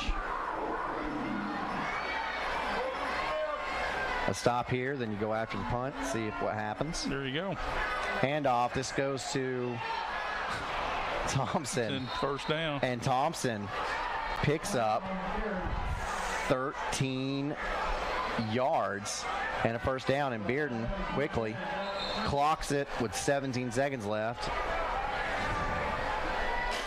Jason Thompson, man, just found a little crease and then got upfield fast. It doesn't take much for him. They've got one timeout left, so they can run or pass here. And Thompson comes out, Riggins comes in.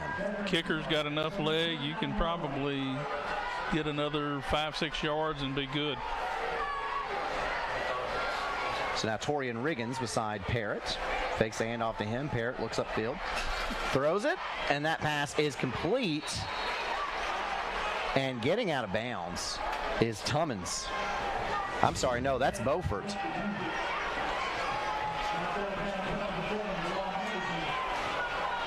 That stops the clock. 11 and a half. Yeah. Pickup of 6 makes it 3rd and 4. 11 seconds left. Now, Bearden does have that final timeout, too, so really you can go anywhere with the football here. You can. And if you kick it from here, I think you've got plenty of leg. Kenny has shown us tonight he can kick long field goals. Parrott rolls to his left. And that pass is almost picked off. Oh, my goodness. And that's Brandon Hayward, who is normally a surefire receiver. Yeah. Whew. I think he saw the end zone. Yeah. I would have. I wouldn't have got there, but I'd have seen it. Look at that Chuck Fleischman replay. Oh, man, he can't believe it. And now Oak Ridge is going to take the timeout as Bearden was coming out to attempt that field goal we talked about. This timeout brought to you by Patterson's Appliances. Hiring now for sales, delivery techs, and service techs. Find them on Indeed to apply. Onsite Care in Kingston is accepting new patients. Nurse practitioner Candace Templeton has over 25 years of healthcare experience in offering management of chronic care conditions. Onsite Care offers free sports physicals for established patients. Plus, Onsite Care offers hormone replacement therapy with compounded pellets. And now Onsite Care welcomes Darren Wright, a board-certified family nurse practitioner who will be accepting new patients. Call 865-285-9588 to schedule an appointment at Onsite Care. At Ray Varner Ford in Clinton, we believe in turning moments into memories. From life's milestones and growing families, Ford is there every step of the way. How about a new 2023 Ford Edge all-wheel drive ST, $42,545. 2023 Ford F-150 Super Crew, $53,398. 2023 Ford Escape all-wheel drive ST, $33,939. Local you trust? A new Ford your family can afford. Ray Varner Ford, your East Tennessee Ford dealership. Back to the OEB Law Game of the Week. Daniel Kinney. This is going to be about a 40-yarder from right inside the right hash. And Oak Ridge jumps off sides. Now it's going to be a 35-yarder. Yeah, Hayward was coming after that one. I mean, that's good if you time it right. So yeah, that does nothing. It's gonna give Bearden a Hammers 1st and 10, but with 5.9 seconds left on the clock, they're still going to attempt the field goal here. But instead, it is a 35-yard attempt for Kinney. Snap, set, kick is on the way. No good. No good. It's wide left. And you know what? I bet Brandon Hayward is down there saying, that would have been good from 40. Yeah. So, Oak Ridge, we'll see the Chuck Fleischman replay.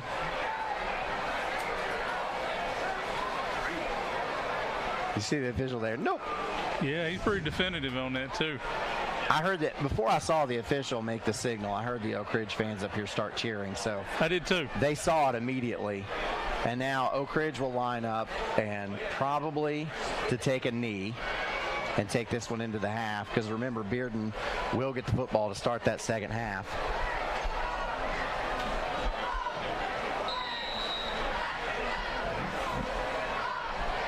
And Stansberry will. It looked like he caught the ball on a knee. That's one way to do it. And that will take us into halftime. Been a back and forth game in the game the last 2 years.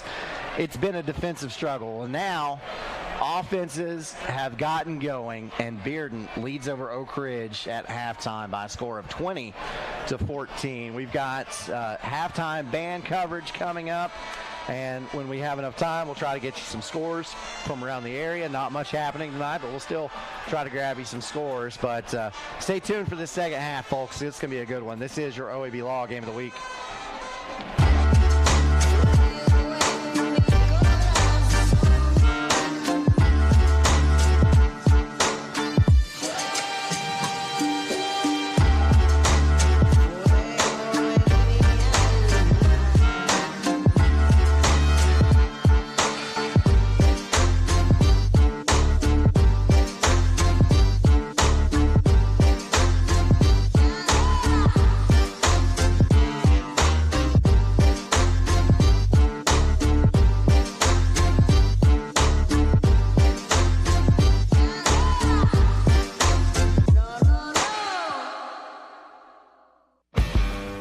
At Ferris, we want you to get the most out of your time and end each day feeling good.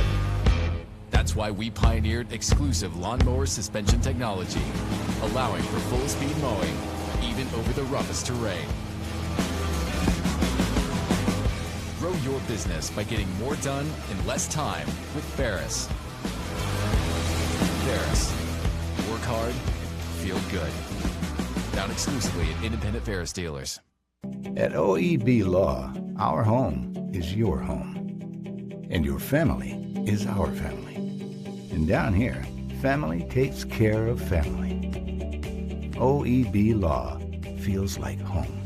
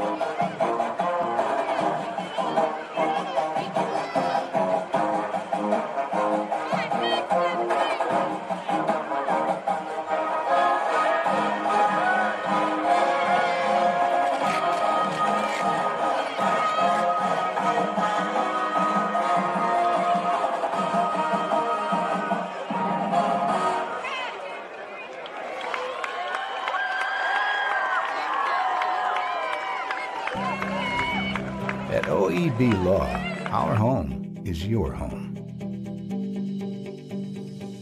And your family is our family. And down here, family takes care of family. Giving back and helping out whenever needed. OEB Law is proud to be from East Tennessee. OEB Law feels like home. Daniel Forrester has been trusted by Anderson County families for nearly 2 decades. Daniel has appeared in Anderson County Chancery, Circuit, Sessions, and Juvenile Court thousands of times over the past decade. A Rule 31 mediator, Daniel has been trusted to mediate hundreds of cases across Anderson County. A community leader, Daniel has worked closely with local officials to make Anderson County a better place. A conservative and dedicated husband and father, Daniel's faith has shaped his character and integrity. On March 5th, vote Daniel Forrester for Anderson County Chancellor. Kathy May Martin has been making real estate dreams a reality for over 3 decades. Buying or selling real estate is one of the most important decisions you'll ever make. Choosing the right realtor is next.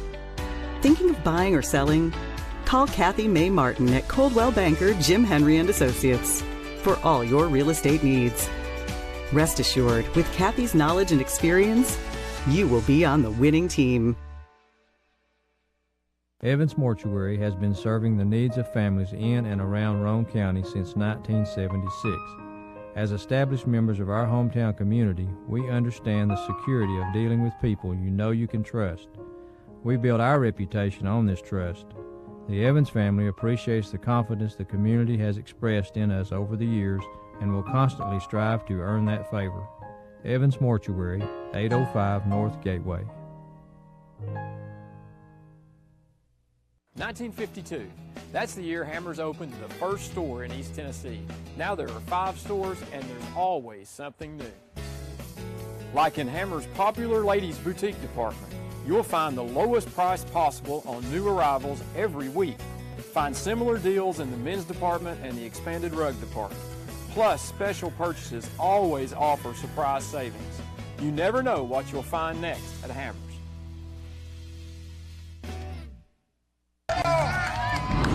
Here we go, Billy. Swing hard. As your local agent, I know you. I know every Saturday your son Billy plays Little League. We sponsor his team. And we know you love parking way too close to the field. That's why we tailor a unique policy for you and your car. Because sometimes something from out of left field can literally come from out of left field. That's simple human sense. Ask Griffin Insurance Agency in Kingston if auto owners make sense for you. Patterson's Appliances has been helping families like yours find quality home appliances from trusted brands including Whirlpool, Maytag, and KitchenAid for over 55 years. Our knowledgeable appliance specialists know how to outfit your kitchen or laundry room with the right appliances to meet your needs. We service what we sell with our own in-house factory-trained service technicians, and for the DIYers, our parts department is always ready to help customers find the appliance parts they need. Patterson's Home Appliances, because we care. A college degree can't be earned in just one day, but can be achieved by doing our best together, just one day at a time. From getting a great start with your Roan State Success Coach, to learning together in the classroom, accessing free tutoring in the Learning Center, and working one-on-one with your instructors. Together, we succeed, one day at a time. Oh, and free tuition helps. So apply at roanstate.edu now, and let's succeed together.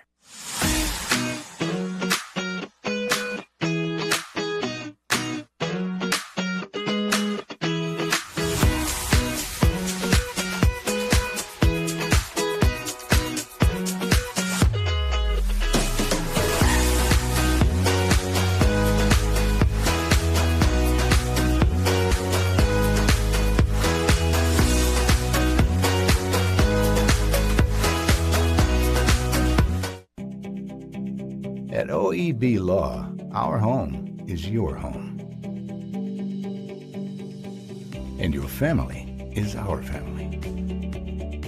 And down here, family takes care of family. Giving back and helping out whenever needed. OEB Law is proud to be from East Tennessee. OEB Law feels like home. Our story starts with a promise made to the communities of East Tennessee. A promise to always look forward, to the horizon, and past it. A promise to help you live well.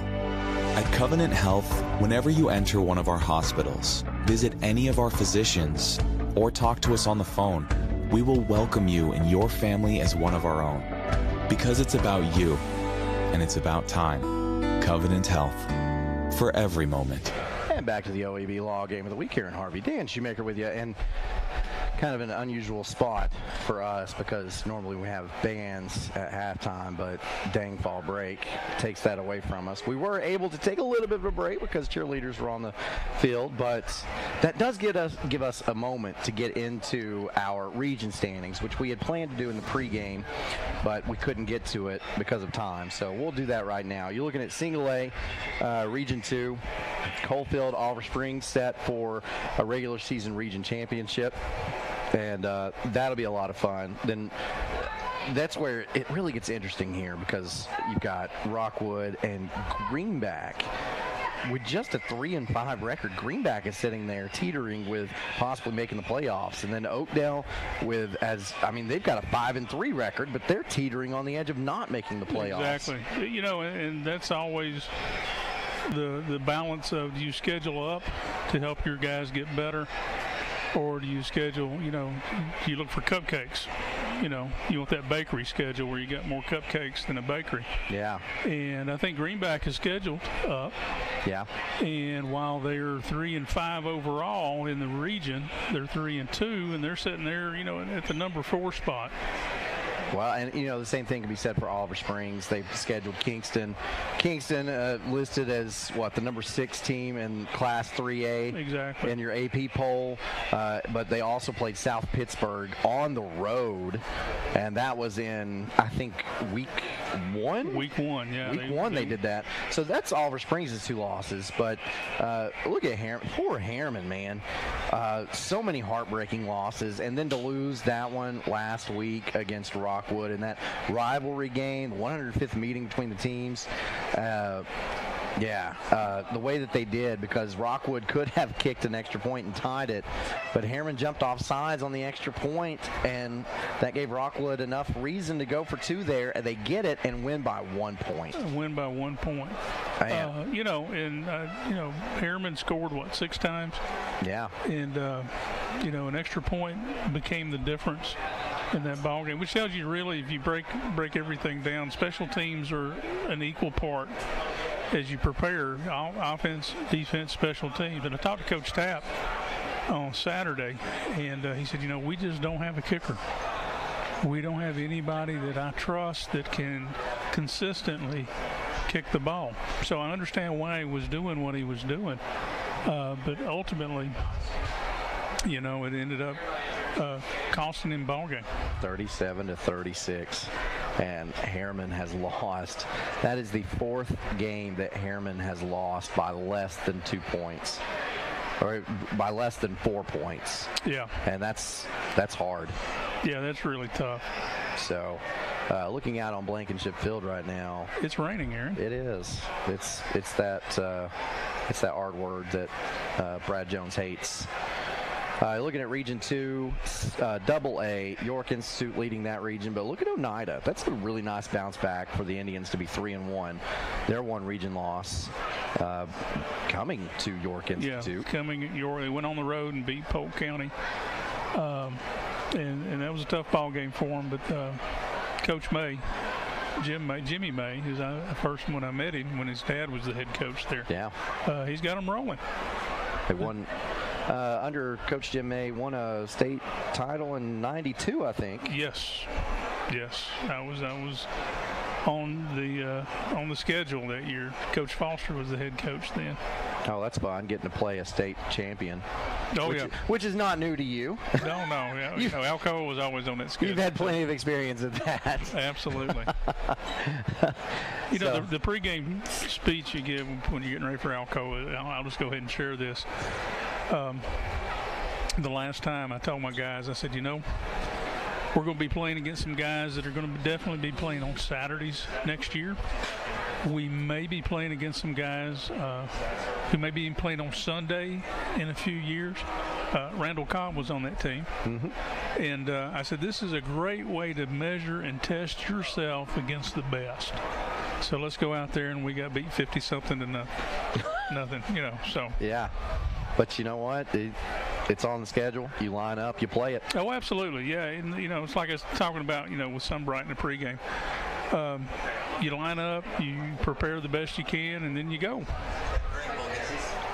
And then you see the Region 2 AAA standings there. Alcoa sitting at number 1, Kingston at number 2. But as Brad Jones points out to us, you see there's a discrepancy there because Alcoa has only played 6 games. And that's because one of their games got taken away from them because they went to Greenville to play the Green Devils, and there was weather in the area. They could not get that game in, so it was a no contest, so nobody got a game in for that one. So Alcoa with a game less. I hate that rule. I'll just be honest with you. I would like to have seen them finish it at midnight, or let's come back up on Saturday or do something. Because if we're going to play the ball game, let's play it. Yeah, well, that was the second no contest for Greenville this season. Absolutely, yeah.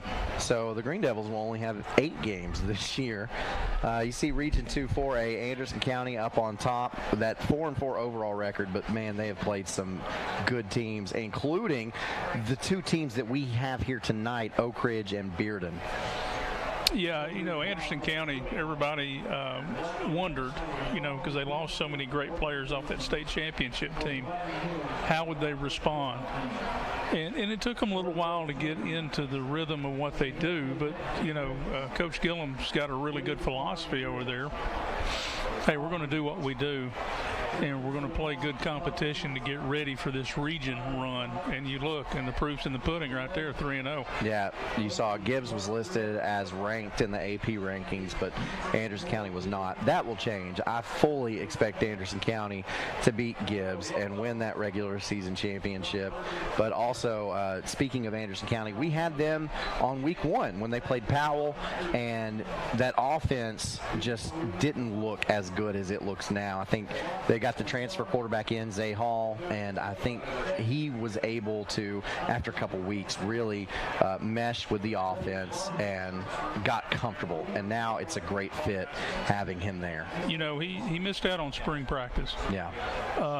And there's a lot of learning goes on in spring practice. And you can run all the 7-on-7 and stuff that you want in the summertime, and it helps, but it's not like getting out there with contact spring practice. So I think Zay Hall has figured what Coach Gillum's running, and Coach Gillum has figured out what he can do as well. You know, that street runs both ways. You look at Region 2 5A West, probably not as good as they were last year, but still really doggone good. Yeah. And you see Powell is sitting right there, also undefeated in the region. So when Powell and West play, that will presumably be for a region championship, and that I believe is going to be a heck of a game. Yeah, we've got some pretty big matchups, you know, coming down the pike to figure out the first and the second, and even the third and the fourth. I know both these teams tonight. Oak Ridge has a big game next week with Lenoir City. Yeah. To kind of figure out who's going to be in charge there. Yeah, and what's interesting is, I was telling you, saw that score earlier. Heritage, was up on Lenoir City early, and I think it was 14-0 at halftime, and that is extremely surprising to me. But Lenoir City, what a bounce back that program has made over the last couple of seasons to be in the position that it is in. Yeah, they've had some coaching change, some turmoil, you know, and you know, Oak Ridge, same thing. You know, yeah. They bring in a coach to replace Coach Gaddis, who's been an institution here. Yeah. And then and he doesn't work out, Coach Cummings. And so then Coach Rang comes in, you know, and grabs the bull by the horn, so to speak, and really gets things running. Evidently, Lenoir City's been able to do the same. So moving on from there, Region 2 6A, got Bearden and Bradley Central. They will play in week 11. Yeah, that's going to be for the championship pretty much. So how about Bearden? This is a magical year for the Bulldogs. Anytime they beat Farragut, they're going to be really, really happy. That is their arch nemesis. But to beat Farragut and also beat Maryville in the same year, that's special. That's about like Tennessee beating Florida and Alabama in the same year last year. You know, and you'd have to look back probably over a lot of years to find out when that happened the last time. Yeah, for sure. So that'll do it really quickly, and then we'll go to break and then come back and get this thing kicked off. Another Daniel Forrester for Chancellor kickoff. But if you are going to the half and you are Coach Derek Rang, what do you tell your Wildcats? I tell them, number one, stick to the plan. The plan is working. You know, we had a couple of miscues in the first half that put us in a bad spot, but we're going to come out. We're going to kick off to them. We're going to try to get the 3 and out and get the ball back and get this thing back under control. And on the other side, as Coach Jones, I would say, hey, you know, let's keep rolling with what we're doing. The throw game's there. You know, I said in the do's and the don'ts, use all of your offensive weapons, and Coach Jones for Bearden has done that. So if I'm him, I'm saying, hey, guys, let's just keep the plan. Let's keep going and doing what we're doing. Don't worry about this rain because it looks like it's getting out of here. Doesn't look too bad. Yeah. Umbrellas are starting to go down. So, you know, we'll stay with what we're doing. And you saw those sponsors come up on the bottom of your screen. Want to run those over just real quick and say a big thank you to Mayor Warren Gooch, City Councilman Sean Gleason, the big Wildcat supporters Ryan and Blake Overton as well. You see there's Sean Gleason, Jeff Cole, County Clerk. Also a big thank you to Rex Lynch, the Circuit Court Clerk. Tim Shelton, the Register of Deeds, Representative John Reagan, representing the 33rd District, and Climax Roofing and Renovations, LLC. I know I enjoy being in Blankenship Field, and we can't do it without our sponsors, so I want to thank all of those for coming on board along with our normal sponsors. So we'll take a break, and when we get back, we will get kicked off with the second half here at Blankenship Field, as it is Bearden leading over Oak Ridge 20-14 in the OEB Law Game of the Week. The Free Medical Clinic of Oak Ridge presents New Year's Eve 2024 Countdown on Sunday, December 31st, 2023 at 9 p.m. to January 1st, 2024 at 1 a.m. Live band, food truck, hot air balloons, sponsored by Tennessee College of Applied Technology, Bearden, the City of Oak Ridge, David Coffey, BBB Communication, and Holloway Event Company. Ball drop and fireworks. Come with your friends and family to count down the new year together. Don't miss it. Free to the public. For more information, go to fmcor.org. Fan Gear Barn is Oak Ridge's source for new and vintage sports fan gear from around the world of sports. Find your favorite team gear at Fan Gear Barn, located at 977 Oak Ridge Turnpike, across from the hospital. Open 10 a.m. to 7 p.m., 6 days a week. Closed on Sundays. Energize your home with natural gas from ORUD, your affordable energy choice. See all the ways natural gas can improve your home by visiting one of the ORUD showrooms in Oak Ridge or Kingston. New gas appliances run more efficiently. They provide hot water when you need it, precise heat control for cooking, and can dry clothes in about half the time. Comfort you can feel. Savings you can use. ORUD Natural Gas. On-Site Care in Kingston is accepting new patients. Nurse practitioner Candace Templeton has over 25 years of healthcare experience in offering management of chronic care conditions. On-Site Care offers free sports physicals for established patients. Plus, On-Site Care offers hormone replacement therapy with compounded pellets. And now On-Site Care welcomes Darren Wright, a board-certified family nurse practitioner who will be accepting new patients. Call 865-285-9588 to schedule an appointment at On-Site Care. At Ray Varner Ford in Clinton, we believe in turning moments into memories.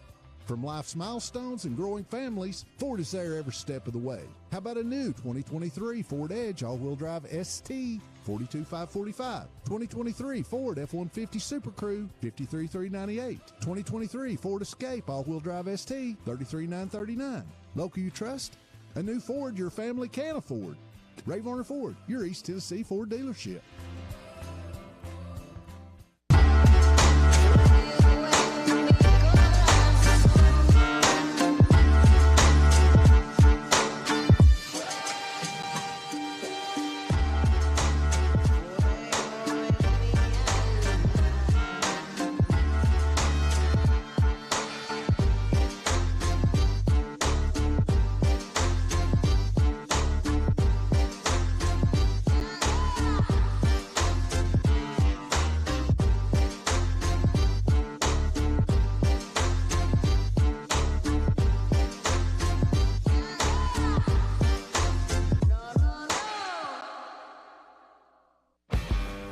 Ferris, we want you to get the most out of your time and end each day feeling good.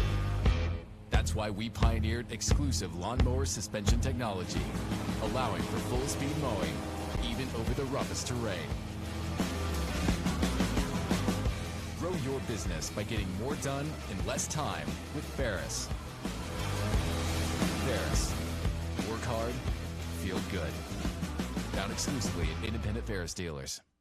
At OEB Law, our home is your home, and your family is our family.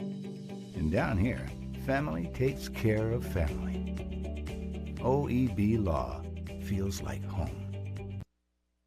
Back to your OEB Law Game of the Week. Aaron Harvey, Coach Dan Shoemaker. So we get set for the Daniel Forrester for Chancellor kickoff here. Oak Ridge will be kicking it to Bearden.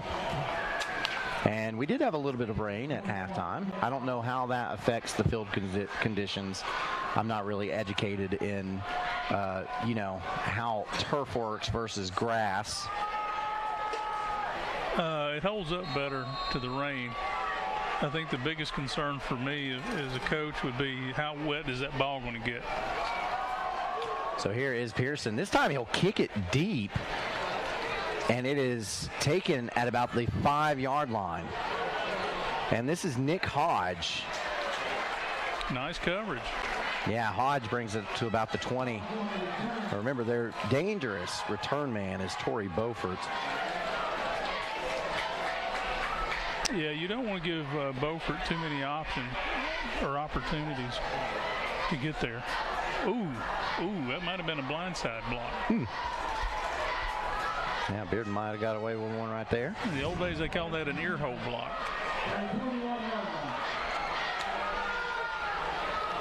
So a Hammers 1st and 10 at the Bearden 21. As Drew Parrott brings his team back out onto the field. And the handoff this time goes to Thompson. And Thompson somehow finds 3 yards on first down. I was going to say, yeah, probably 3 yards, a little more. Yeah, it looks like now they're giving him 4. That'll bring up 2nd and 6. You know, you watch him, he falls forward right there. That's the sign of a good running back. When they get tackled, that's one thing, but if they fall forward, there's an extra yard in it.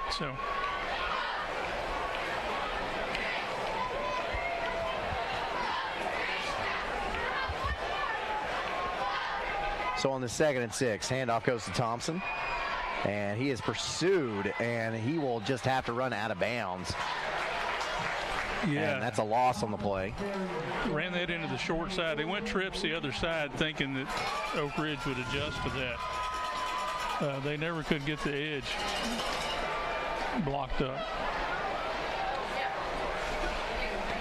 Oak Ridge set the edge right there.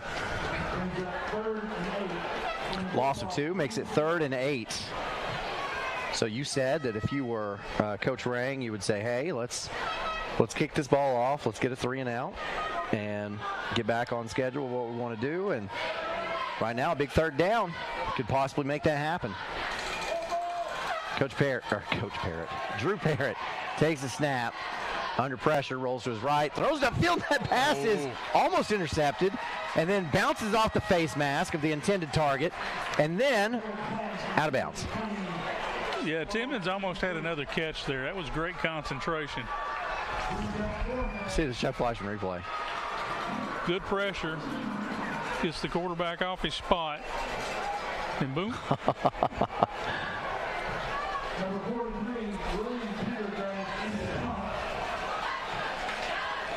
So Bearden back to punt this one away. And it is William Pendergrass. We've not seen a lot of punts tonight. Have not. This is a wobbly spiral. Short. Get away. Ooh. It actually hit an Oak Ridge player. I thought it did too. And then Hayward recognized it and dove on it. I don't know if it hit Hayward, but that was a heads-up play by Hayward regardless. It's always a danger on the short kick. It did hit Hayward, yeah. So he was able to jump on that, and Oak Ridge has great field position. That was a heads-up play. Certainly was. That was a heads-up play. Hammers 1st and 10, ball at the 43-yard line of the Wildcats. Man in motion, that's Presley. Takes a hand off to Dozier, instead throws it out to Rembert. Rembert gets across midfield. And he'll have just enough for the Hammers 1st and 10. They lined up in doubles, brought the slot back over in motion to give them trips to the bottom. And you really didn't see a reaction out of the Bearden defense. So it gave them an extra blocker over there. And now quickly back up to the line. Here's a snap. Handoff goes to Dozier. Dozier with running room. Up the sideline. Across the 25. He'll be down at the 24, and that is definitely enough for another Hammers 1st and 10. On the replay, he's got a nice little jump cut here that gets him probably another 8 or 9 yards. We'll ask nicely if Chuck Fleischman will pull that back up for us. Come on, Chuck. It may have to wait after this play, though, because Oak Ridge hurries up to the line. Freeze. Yeah. Hard count. Looks at the sideline, gets the play. 15 seconds on the play clock. Pass over the middle, actually to the sideline, is incomplete, intended for Rembert. Good protection. So here's that play. He's going here, and he's got a little jump cut. Boom, right there. Made him miss. Man, there's a lot of talent on that field tonight. There really is. 2nd and 10. After that incomplete pass. Hand off Dozier. Same play. Yep, this time he'll get down inside the 20 at about the 16-yard line.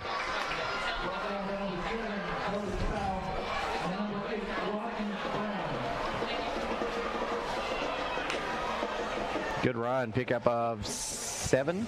Yeah. We'll make it 3rd and 3.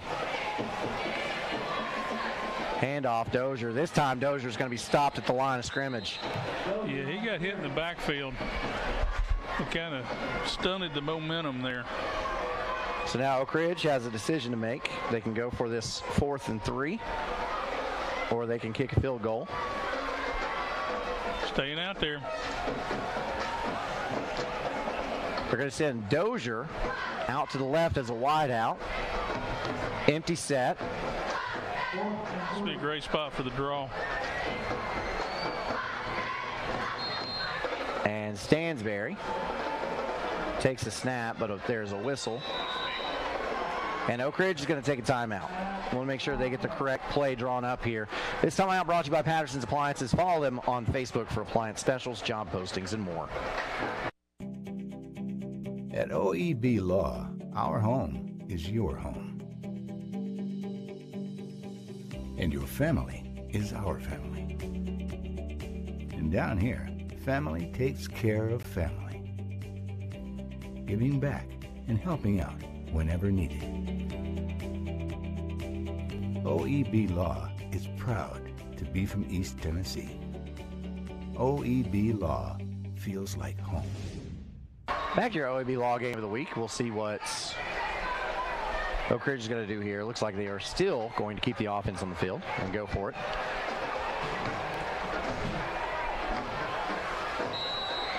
In a different set, though. Yeah, different set. You notice there's a lot more guys to the left in the box. Oh, and they run the jet sweep to Rembert. And he's got the first down.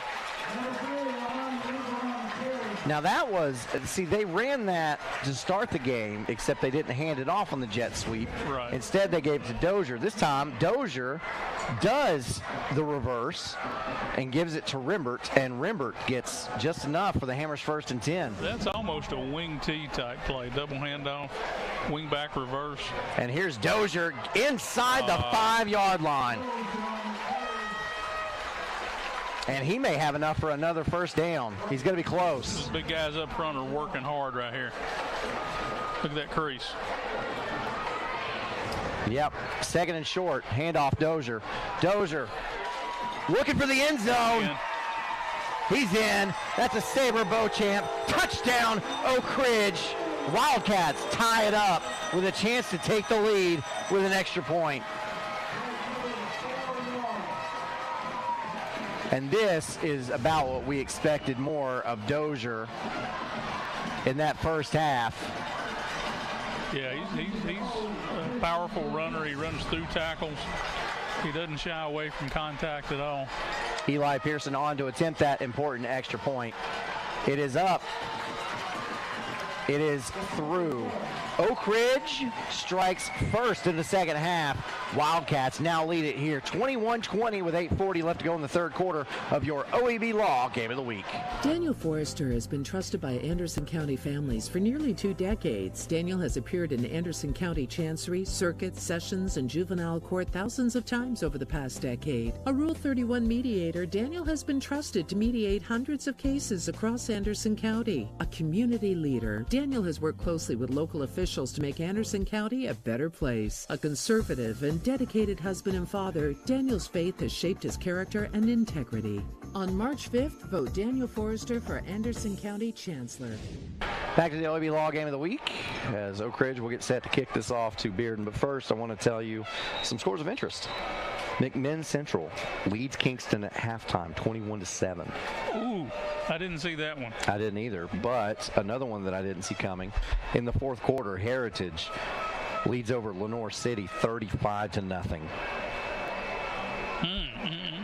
At halftime, Wartburg leads over Sunbright 34-0. So there was some scores of interest. Not a lot going on around the area. Oh, I want to update you on the Maryville score too. Maryville is up on Cleveland in the third quarter, 24-7. As we get set for this Daniel Forster for Chancellor kickoff. Pearson, we'll see what he does now. Bearden's kind of adjusted the way it lines up for returns. And now this is a pooch kick taken at the 25, and then a great big return into the Oak Ridge side of the field. When you don't get that pooch way up in the air, your guys don't get an opportunity to get down and cover. You're susceptible to returns just like that. Man. So that kind of backfires. Oak Ridge tries to eliminate the long return by the talented return men. Instead, pooches it up and gets a great return anyway, as Bearden is already in Wildcat territory. Hammers 1st and 10. Handoff. This goes to Thompson. Thompson stacked up at the line of scrimmage for no gain. They had that one diagnosed early.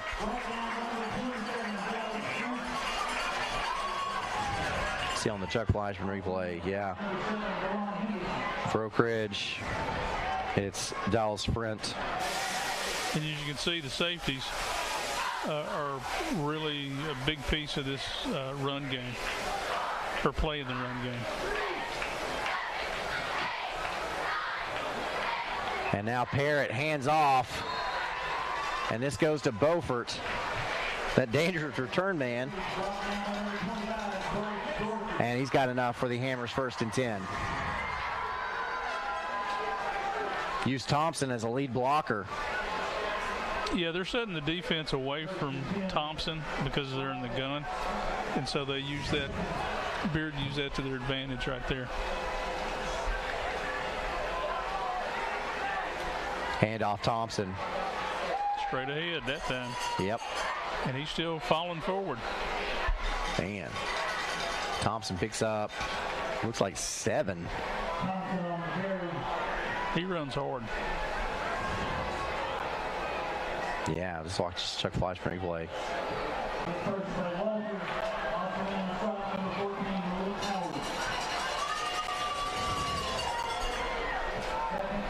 Jason Thompson stands at 5'10", 184 pounds. And this time Thompson is stopped for maybe a gain of 1, and that will bring up 3rd and short.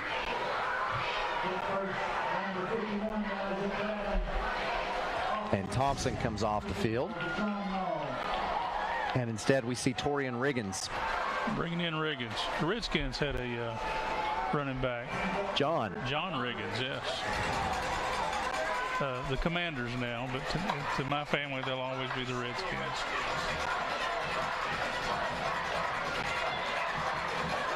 And you see Riggins. And Riggins, he stopped in the backfield. I don't know if there was a miscommunication of what play was being run or if Parrott should have kept that himself. I don't know if that was maybe a read. We'll see the Chuck Fleischman replay. You see the linebacker blitz right there. And then boom. I mean, who is that? Lucky that wasn't worse than it was. You see, Rashawn Knowles got up last. Yeah, that was Knowles.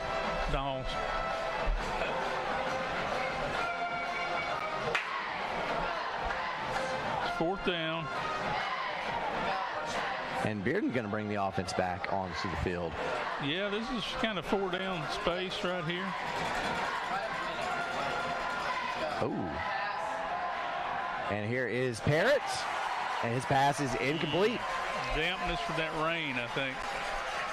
Yeah, trying to hit Braden Buchanan that time. But Oak Ridge takes over on downs with a 1-point lead. See the Chuck Fleischman replay. It was in a great spot. Just went right through his hands. You know, Oak Oak Ridge didn't get a 3 and out there, but they was able to get a stop and get their defense off the field. So how important was that double pass from Brandon Hayward before the end of the half? Oh, I think that was huge. Handoff Dozier, reverses his field, and now gets up to the 40-yard line. And that's another one that falls forward. Did a lot of moving on that play, picks up 6 yards. That'll bring up 2nd and 4. And he kind of bends it back into the other side. Even when he gets turned around with his back to the goal line, he's still running. His legs are still churning.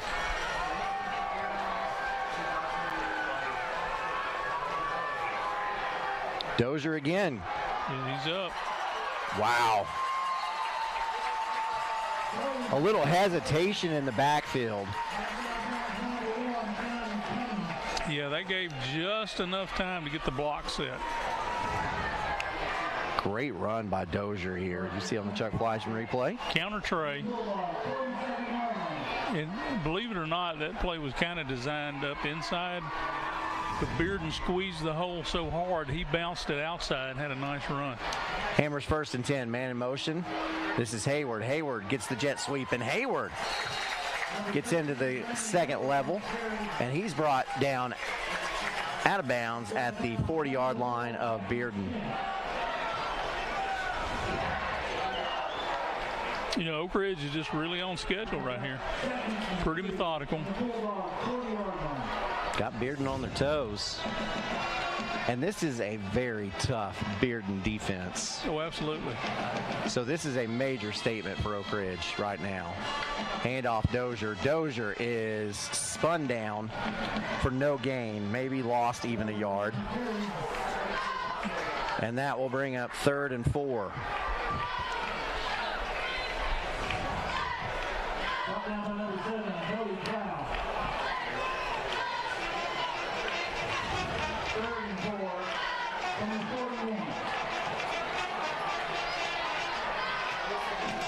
Oak Ridge, wide receivers for either side. Stansberry. Drops back to pass, got a man wide open. And still on his feet before finally being tackled out of bounds is Valen Henderson. Yeah. A freshman. First time we've called his name tonight. And he was open. Very open. I like the way he came back to the ball to kind of create some separation between himself and the corner. Brings up a Hammers 1st and 10. That was a nice route. Blaine Stansberry gets the play from the sideline. He'll line up with Dozier to his left. Also 3 wide receivers to his left. Takes a snap. Looks upfield. This pass is off the fingertips of Will Presley. Incomplete. But that was almost 6 more for Oak Ridge. That was right there, too. Whew. Presley just ran right by the coverage.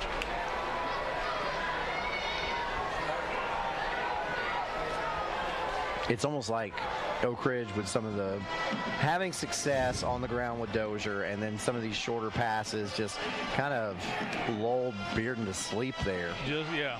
What happens, those safeties get so used to having to come up and play the run that they really don't believe it when the guy comes out to run a route. So a perfect time to throw that pass, but it just falls incomplete as here is Dozier, and this time Dozier's stopped for a loss of 3. And that'll bring up 3rd and long. They're going to give him forward progress so that he only loses 1. Bearden just brought in 2 fresh defensive linemen.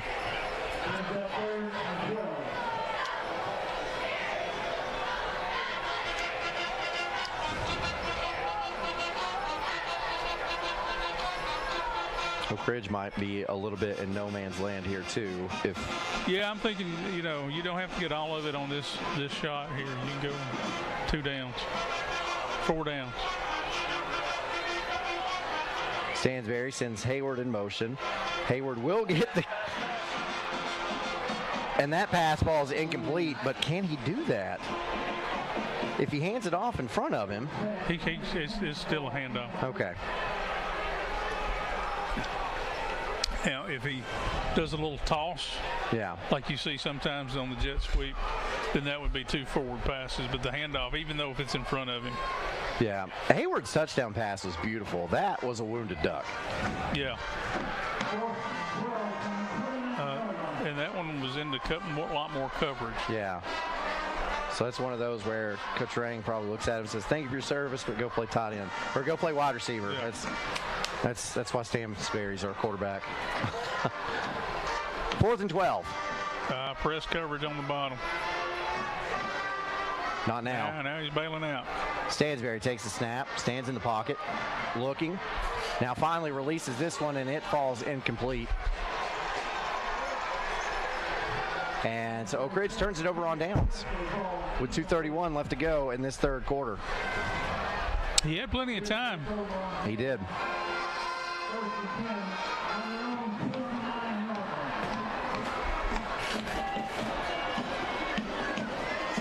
So Bearden gets the stop. That was an important stop. It was an important stop. Now, if you're Coach Jones and Bearden, you need to respond here.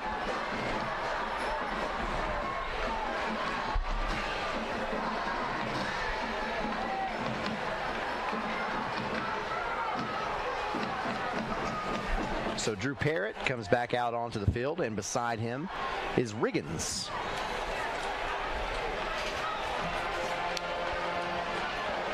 Parrott, straight drop, now gets up in the pocket, decides to run with it himself, and he will be tackled after a gain of 4. Coverage, that was nice coverage. Yeah, Parrott couldn't find anyone. Protection was good. Yeah, it was.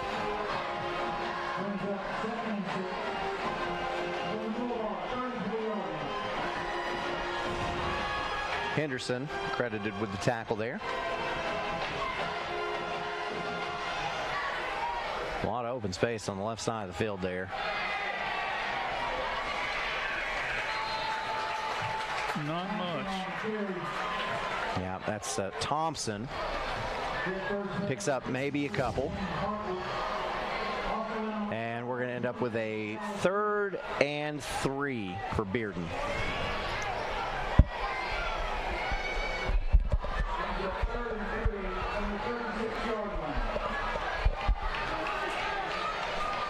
Two wideouts to the left side of the field. Hand off Thompson. Thompson looking for running room just inside his tight end, and he will have enough for a first down. So the Hammers' 1st and 10 will be spotted at the Bearden 41-yard line. It's a nice run. Didn't have to have much. And got exactly what he needed.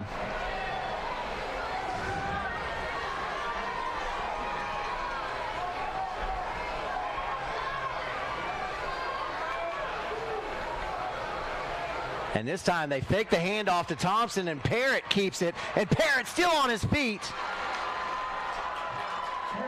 All the way up to the 42-yard line of Oak Ridge. So from the 42 to the 42, my math tells me that's a 16-yard gain.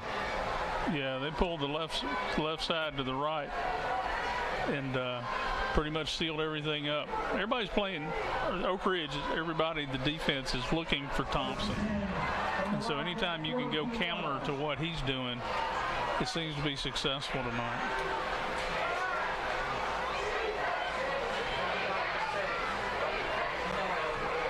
Handoff straight ahead. And a pickup of 4 for Thompson. I think this will be the last play of the quarter. It very well may end up being that.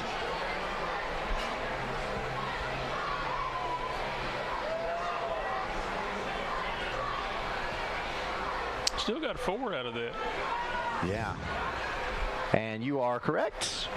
Bearden will let this wind down, and in the third quarter, we've got a tight one. We knew it was going to be tight, but Oak Ridge leads Bearden 21-20, but Bearden threatening in Oak Ridge territory now. We'll have the fourth quarter when we get back to the OEB Law Game of the Week. Kathy May Martin has been making real estate dreams a reality for over 3 decades. Buying or selling real estate is one of the most important decisions you'll ever make. Choosing the right realtor is next. Thinking of buying or selling? Call Kathy May Martin at Coldwell Banker Jim Henry & Associates for all your real estate needs. Rest assured, with Kathy's knowledge and experience, you will be on the winning team.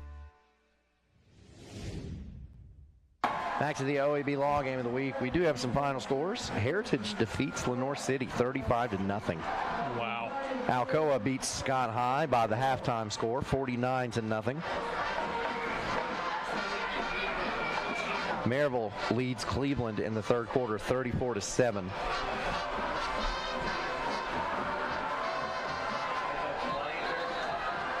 Maryville been saving up. Yeah, I think they're taking out a lot of anger tonight. They heard us talking bad about them, telling them they weren't as good as they have been in the past. That Roman Empire thing got to them. It did. Yeah, they're angry. They still ain't winning the region, though. No. 2nd and 6 as we begin the fourth quarter. Parrott, handoff, Thompson straight up the middle. Good gain on the play, but Thompson is leveled.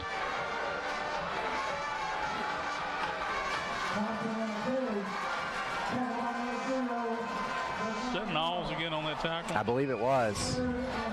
Let's see the Chuck Fleischman replay. Boom. Whew. Yeah, that's Sean Knowles, the leading tackler for this Oak Ridge team. And Bearden faces a 3rd and 3 now. Thompson out, Riggins in.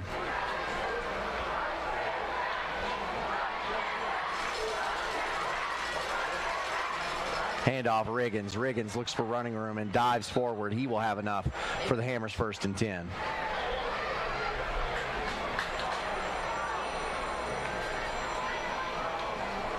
And I don't know if you're sitting there next to Riggins and you are Drew Parrott, you say, you know what, just get the first down. But yeah, okay. I saw the down marker had 4 on it. I was about to say, I don't believe so. I know he got that. And now they will move the sticks. Bearden has a Hammers 1st and 10, ball spotted at the 32-yard line. 10:45 left to go in this game. The Bulldogs trail by 1. Riggins still in the game beside Parrott. 3 wide outs to the left, 1 to the right.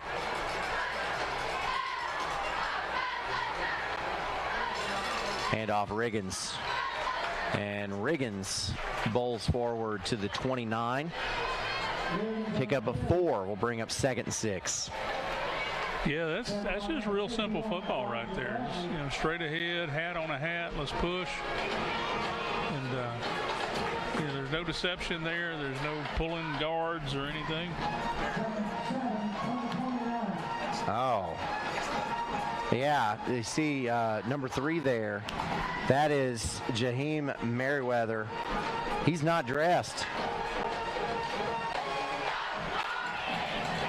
He's one of the leading athletes on this Bearden team. As here is Thompson. Or is it? No, that's Beaufort. Beaufort with a 29-yard run from right to left for the Sabre Beauchamp. Touchdown, Bearden. The Bulldogs retake the lead. And you wonder if they go for 2 here.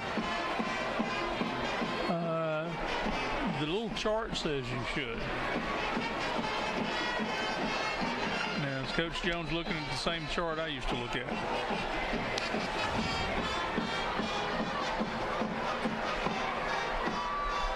Oh, man. He just found a little crease inside and made it happen. Yeah, like we're talking about how Merriweather is not out there, but it's not like Bearden is hurting for athletes even without him.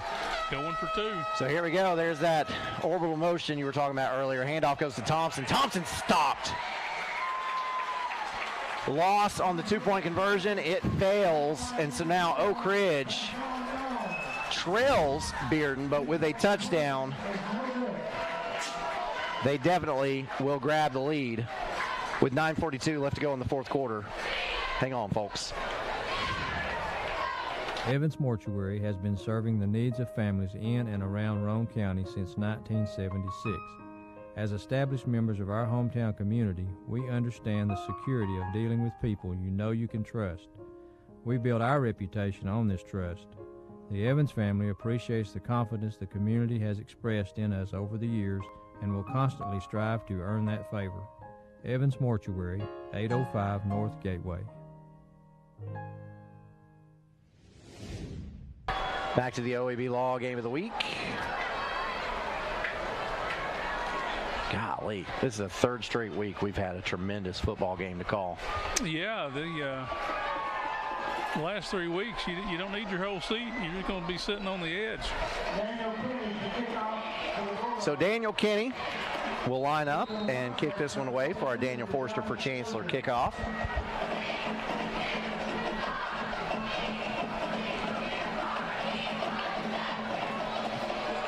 And this is a deep kickoff that will go through the back of the end zone and give Oak Ridge the ball at the 20-yard line with the Hammers 1st and 10. That's a really nice weapon to have. I've been bragging on his leg all night, but if you can kick it to the end zone every time, you really don't have to work on kick coverage very much through the week. Yeah. Also, the punter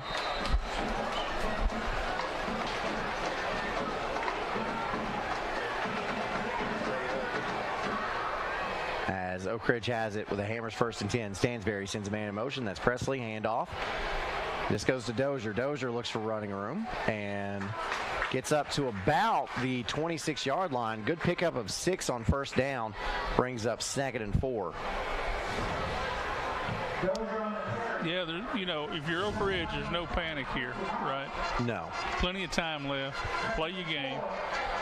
Just like you said, coming out of the half, let's just do what we do. Stansberry throws this one high and out to Hayward, and this pass is incomplete. And Hayward a little hobbled when he comes up. That'll bring up 3rd and 4. Looks like you got a little tape on that right ankle too. So.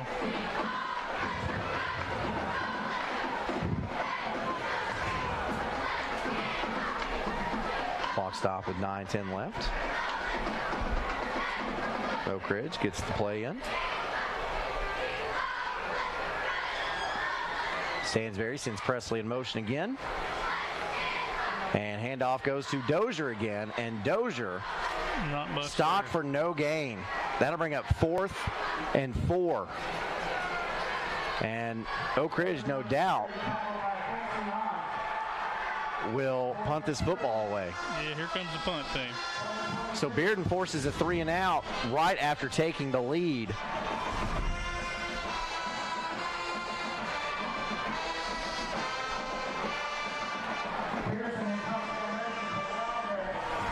So Eli Pearson set to punt this away. Remember that great punt he had out of the end zone during the first half. Sam Tillman's back deep to receive for Bearden. And Tillmans catches it cleanly at about the 41-yard line. And he will be marked out at the Bearden 49-yard line. So Bearden with excellent field position, and this Hammers 1st and 10. Yeah, 8-yard return, and you say, well, that doesn't really sound like much.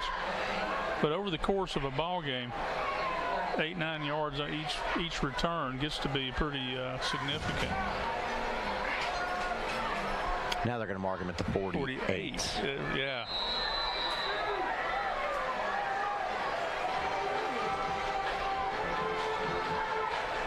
Parrott with Thompson beside him. 3 wide outs to the left. Handoff goes to Thompson up the middle, and Thompson quickly picks up about 6 yards. It should bring up 2nd and 4. That was a little scary. Oak Ridge brought the blitz, and he found the gap that wasn't covered. So now Bearden already in Oak Ridge territory, clock winding. Under 8 minutes to play now.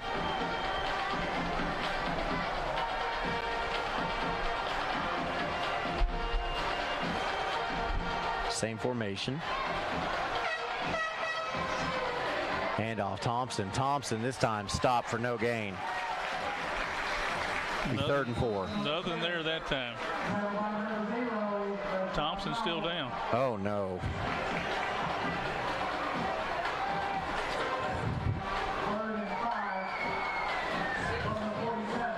Oh, no. Let's see the Chuck Fleischman replay. I didn't really see much there. I don't know what it was. It looks like he might be holding his wrist. Yeah, something. I'm not sure. The entire stadium just got extremely quiet. While they look at him, we will take a break. This is your OEB Law Game of the Week. 1952. That's the year Hammers opened the first store in East Tennessee. Now there are 5 stores, and there's always something new. Like in Hammers' popular ladies' boutique department, you'll find the lowest price possible on new arrivals every week. Find similar deals in the men's department and the expanded rug department. Plus, special purchases always offer surprise savings. You never know what you'll find next at Hammers.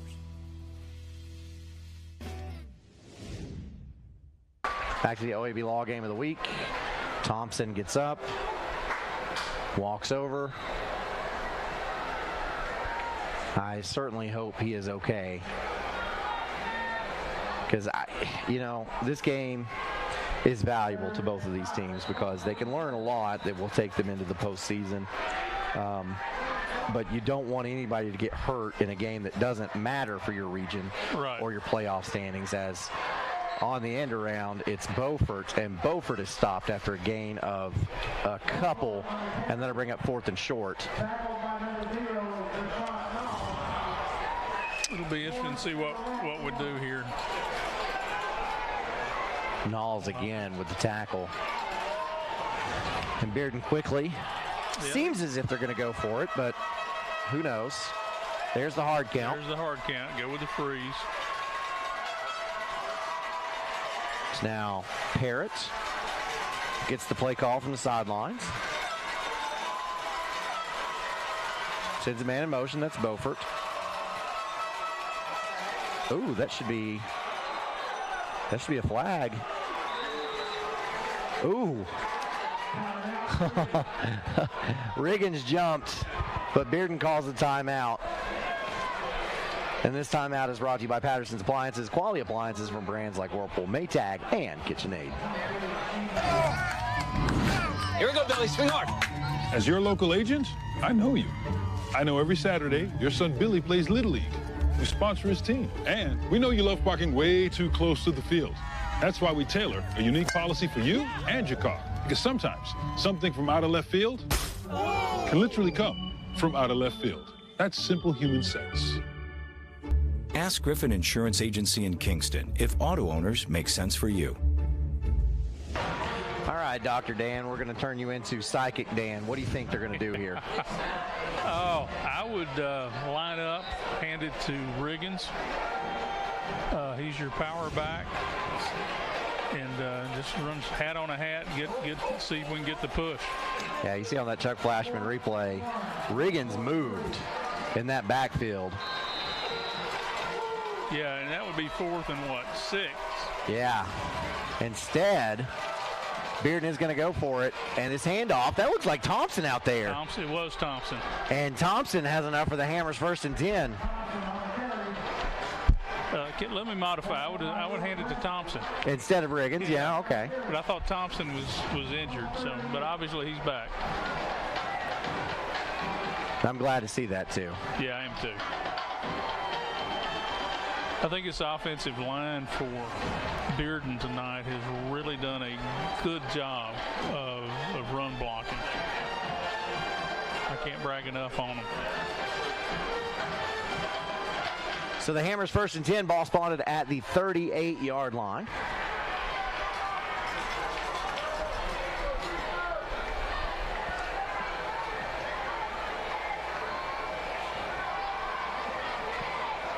And linebacker blitz was sent by Oak Ridge, and Knowles gets into the backfield, and Thompson is stopped for no gain, and even a loss of maybe half a yard brings up 2nd and long.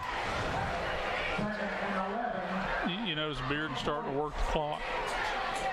They're snapping the ball with not much time left on the play clock. And getting that 4th down just now was extremely important for that reason. Yes. Keep that clock moving. 2nd and 11. Parrott gets the call, under 10 on the play clock. 2 back. Yep, those 2 backs are Thompson and Beaufort. And now we've got a flag on the play. False start on Bearden. Bulldogs will be penalized 5 yards, and that'll bring up 2nd and 16.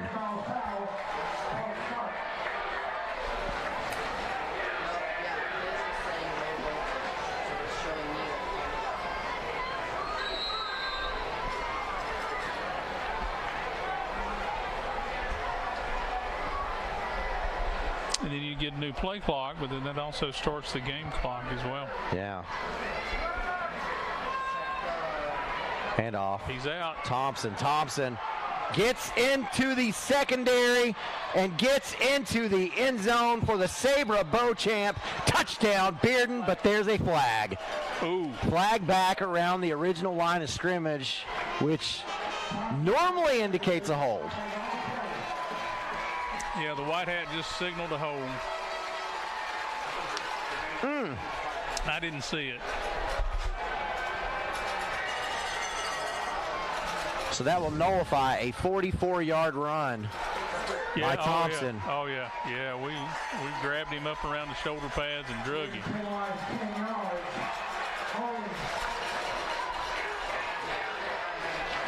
That is a big penalty. It's a huge penalty because this takes Bearden all the way back to their side of the field. Ball spotted at the Bearden 46-yard line. They've got to make the Oak Ridge 28. So let's see, 2nd and 26.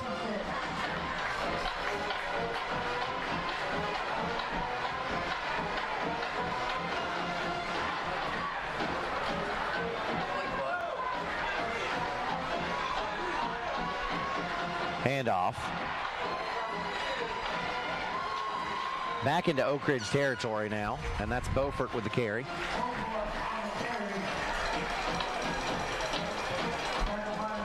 Gets to the 47, still needs the 28. Yeah, 3rd down.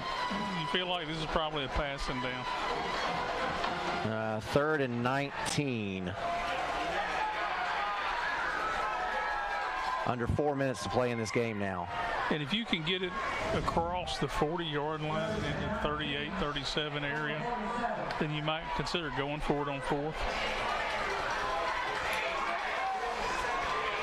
I think if you're outside the 40-yard line, you're going to probably try to punt them deep. With 3 seconds on the play clock, Parrott takes a snap. He rolls to his right and throws it as he's being tackled. That pass falls incomplete. Folks on the Bearden sideline are wanting a roughing call. Folks on the Oak Ridge sideline are glad to have the pressure. Well, let's look at the Chuck Fleischman replay. Let's see what he was talking about here. Well, oh. Wasn't that roughing? That's what he's saying right there. 4th and 19, on to punt this football is William Pendergrass. It looks like Will Presley back deep to receive for Oak Ridge. Pendergrass takes a snap. A wobbly spiral, and Presley will let it hit, and the ball will go out of bounds at the 17. So Oak Ridge has a Hammers 1st and 10 at the Wildcats 17-yard line with 3:25 left to go in this football game, trailing by 5. The thing just hooked left. That was amazing. All right, now hear me out. Oak Ridge scores a touchdown. They go for 2. They get it. So then Oak Ridge leads 29-26. Bearden gets the ball back. Then they quickly move downfield, kick the field goal. We've got overtime. You're hunting that overtime. I'm hunting it. Could happen. It could. Stansberry drops back to pass. Goes deep. Ribbert's there. The defender falls down. Ribbert is all alone. And he is in the end zone for the Sabre of Beauchamp. Touchdown, Oak Ridge. Wow. And now you will see the Wildcats go for 2 right here. I feel like Vicki Valancourt at the end of Waterboy when she said the Mud Dogs are going to win the game and gave the exact score. You see this Chuck Fleischman replay. Nice throw and catch right there. The defender falls down. And Rimbert knew no one was catching him. Yeah.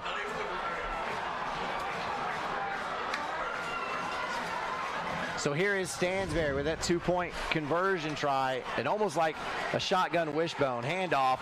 This goes to Dozier. Dozier's looking for the end zone. Wouldn't you know it? Up by 3. He's in.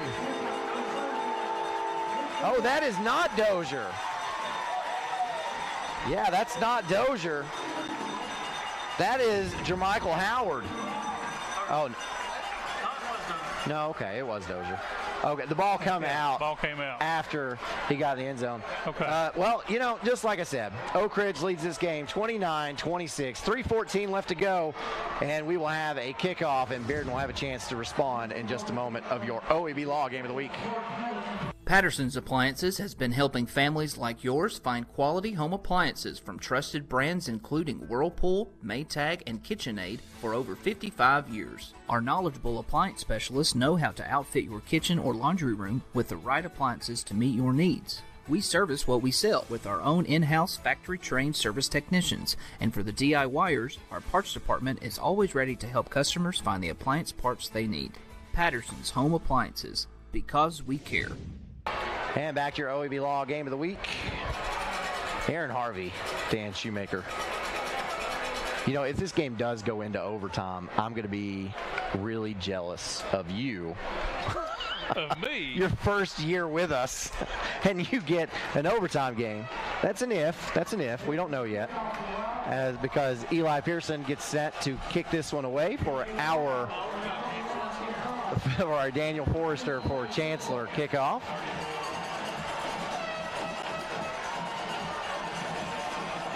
And Pearson's kick does go deep, and it will be taken at about the 9-yard line. And with a really nice return for Bearden. This is Nick Hodge. Yeah, I'm going to tell you now, being able to kick to the end zone, such a important piece of this.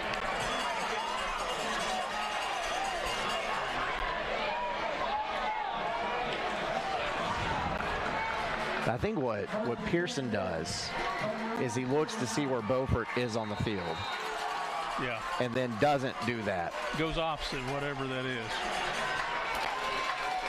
So here's Drew Parrott. Thompson in the backfield. Thompson with the carry on this Hammers 1st and 10. And Thompson gets almost 10 yards. They're going to give it to him. Another Hammers 1st and 10 at the Bearden 49-yard line. Clock running under 3 minutes now. Oak Ridge got to get a stop.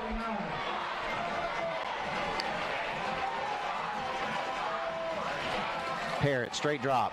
Upfield, over the middle. That pass is complete. And down, still on his feet, down to the 25-yard line. That's Tummins. And Bearden already in striking distance. And Brad points out, they're in field goal range now. They are definitely in field goal range. 3 wideouts to the right, 1 to the left here. Thompson gets the handoff, moving from right to left, and Thompson is down at the 19-yard line. So a quick pickup of 6 brings up 2nd and 4. Boy, Oak Ridge might have scored too quickly. We'll see. That happens sometimes.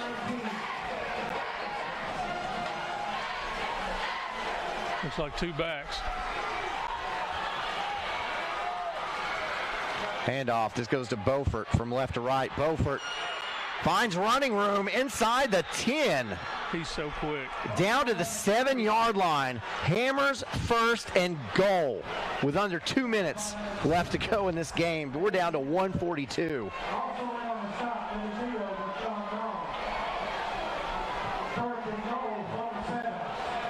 Now I think if you're Bearden, you're going to worry about scoring too fast as well. I think you're going to try to work a little more clock. Bearden handoff. I don't even want to say it. Sabre Beauchamp. Touchdown, Bulldogs. So now we need a missed extra point. Yeah, they should put them up by 4. What a game this has been. Back and forth. You got two great teams, man. Both of them playing well right now. Daniel Kinney on for the all-important extra point. Snap, set, kick on the way. It's good. So Bearden now leads by 4 with 1:22 left to go in this game. Oak Ridge has 2 timeouts and an opportunity to respond when we get back to the OEB Law Game of the Week. A college degree can't be earned in just one day, but can be achieved by doing our best together, just one day at a time. From getting a great start with your Roan State Success Coach to learning together in the classroom, accessing free tutoring in the Learning Center, and working one-on-one with your instructors. Together, we succeed, one day at a time. Oh, and free tuition helps. So apply at roanstate.edu now, and let's succeed together. Back to your OEB Law Game of the Week for the final 1 minute and 22 seconds of this football game. Well, one thing, I'm looking back over the schedule over the years that Oak Ridge and Bearden have played, and this game tonight has the most points of any game ever played by Bearden and Oak Ridge. So we've set that record tonight. Set for a Daniel Forrester for Chancellor kickoff. This is Kenny. And Kenny kicks this one deep, as he has done almost all night, and this one goes down to the back of the end zone. Touchback. So Oak Ridge will have the football 80 yards away from pay dirt, as we would like to recognize our sponsors once more, including our sponsors for this game specifically: Mayor Warren Gooch, City Councilman Sean Gleason, Wildcat supporters Ryan and Blake Overton, Jeff Cole, County Clerk, as this Hammers 1st and 10. The handoff goes to Dozier, and Dozier picks up 13 yards, and the Hammers 1st and 10. But also Rec Lynch, the Circuit Court Clerk, Tim Shelton, Register of Deeds, Representative John Reagan of the 33rd District, and Climax Roofing and Renovations, LLC. Dozier with another carry. Picks up 8. That'll bring up 2nd and 8. Bearden's playing 2 high safeties, kind of a nickel package right here. So the run is there. Do you have time to run? Ooh. Oh, my goodness. Wow, that was almost intercepted. Rimbert was going deep. And was by himself down there. So Stansberry and Rimbert not on the same page. And Bearden almost picked that one off. 3rd and 1, Stansberry. Oh. And doesn't cleanly get the snap, has to fall on it. Oak Ridge is going to have to take a timeout. It's back to the 21-yard line, and it's a 4th down. Looking at the replay, I'm not sure what happened there. I'm not either. Oak Ridge has to stop the clock. They do so with a timeout that's brought to you by Patterson's Appliances. Home appliance financing available. Apply online at pattersonsappliances.com.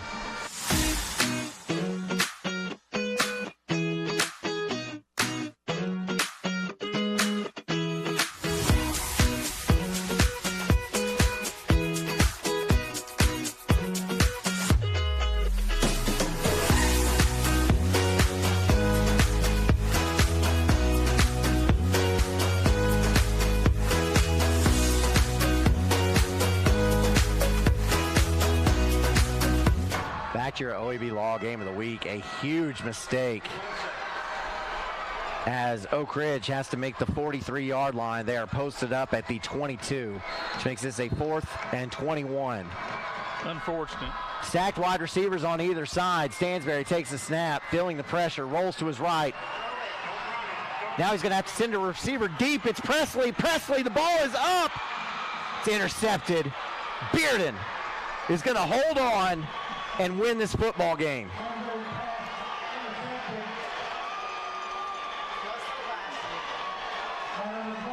Wow.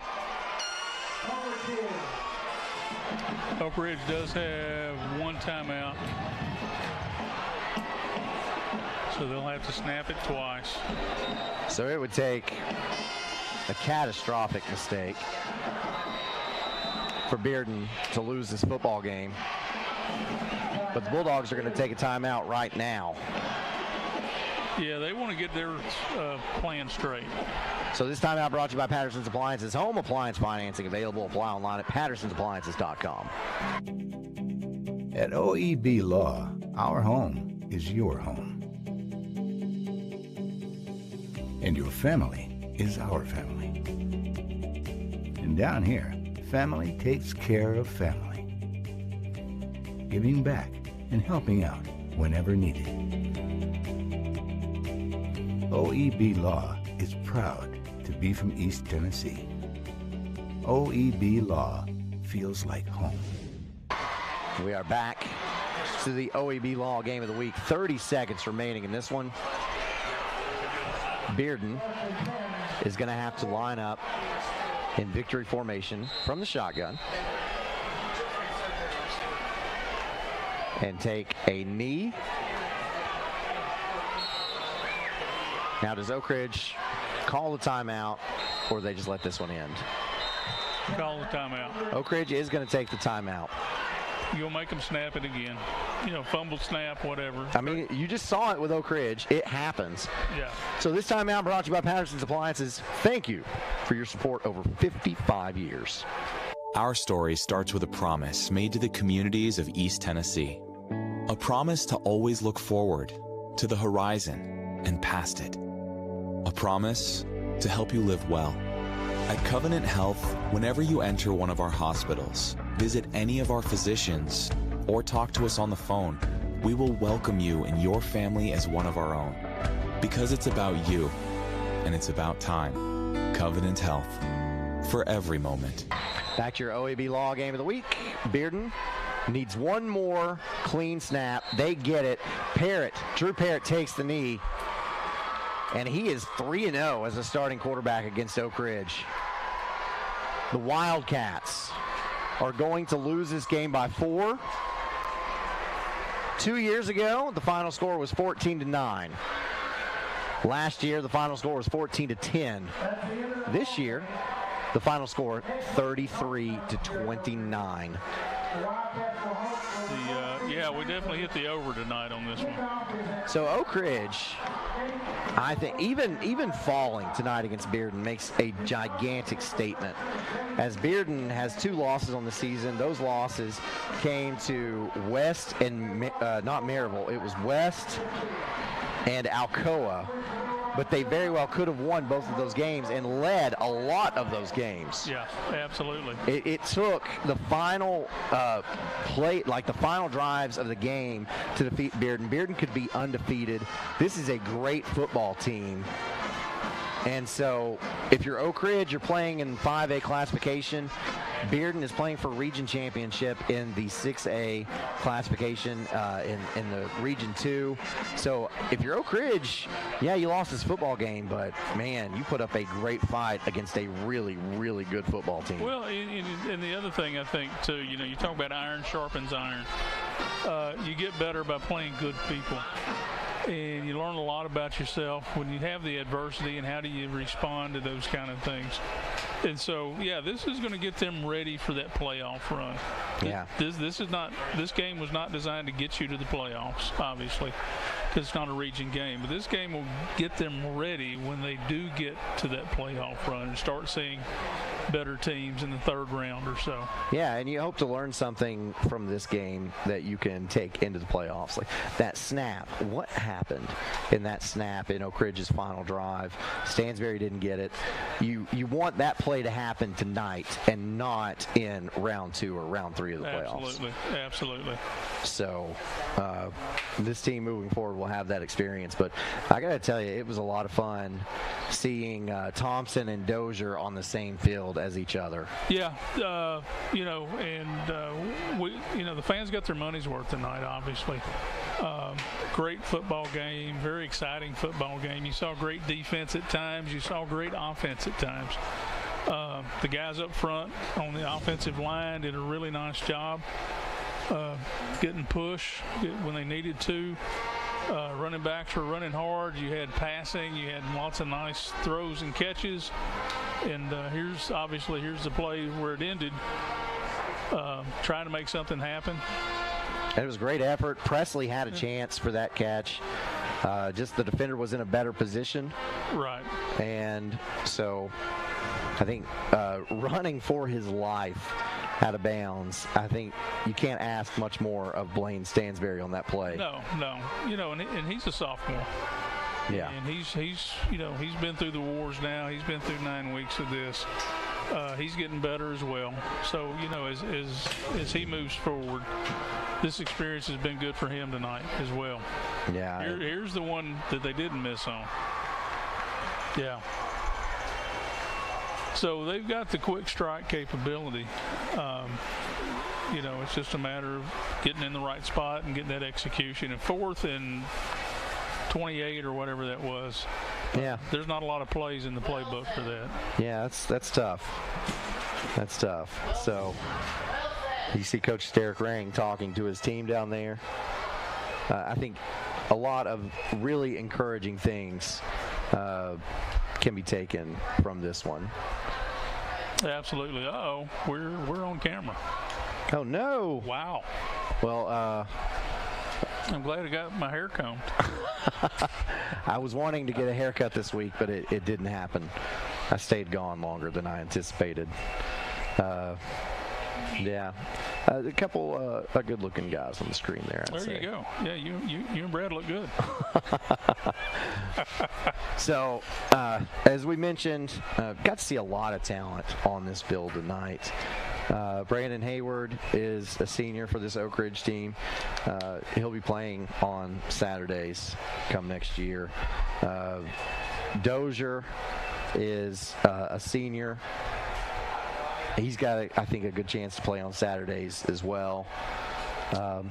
Yeah, Knowles impresses me on defense. Yeah, very tough player. Just a hard-nosed player, does everything you ask him to do. He runs the blitz, runs coverage, plays the run well, all of those things. And then you bring him in on offense, too, at times. So that's pretty cool as well. Now, for Bearden, Torrey Beaufort, very talented wide receiver, just a sophomore. Right. Jason Thompson, the talented running back, just a sophomore. The quarterback, Drew Parrott, just a junior. That Bearden team's going to be tough again next year. I was going to say, yeah, they're going to rebuild whatever this year ends with. There'll be some holes. There's some seniors out there on that field, too. They're going to lose Tummins and Merriweather. But they've got a lot to bring back to the table, and they've got a lot to build with. So, you look forward. You want to get this year done. You want it to be successful, obviously. But if you're Coach Jones, you're thinking, yeah, I've got some stuff for next year, too. So I've just been informed that Kingston has come back and taken the lead against McMinn Central. Way to go, Coach Pankey. I just saw that score, and Kingston was down 14-21. So that was in the third quarter. I wonder what happened there. I would say 28-24 in the fourth quarter. Wow, I would say Gettner got loose. Yeah. His quarterback, he's a really tough runner. And I knew that was going to be a close game, but it looked like maybe McMinn Central, they got up 21-7 in that one. Thought, well, okay, maybe not. But Kingston has come back, taking the lead in the fourth quarter, 28-24. So the Yellow Jackets continuing their great year. If they can hold on and win that game, they'll be 8-1 on the season. Yeah, and I hate to say what I'm going to say. I think a lot of folks didn't expect that. If you talk to Brian Pankey, he would expect that because, he kind of knows what he's got, and he's got expectations for that ball club. But if you talk to other folks, they missed the playoffs. I don't know that they'll be better, but I don't know that they'll be that good. 8-1's a respectable record now. Yeah, especially after missing the playoffs last year. Yeah. You come back this year, you beat the Loudon team that you've lost to the last couple of years. In fact, Kingston hadn't won that game since 2016. So you get that win, you're in good position. You're not in good position to win a region championship because you got Alcoa in your region. Right. So that's tough. But still, if Alcoa is in the same region as you, then maybe you can avoid playing them for a little bit.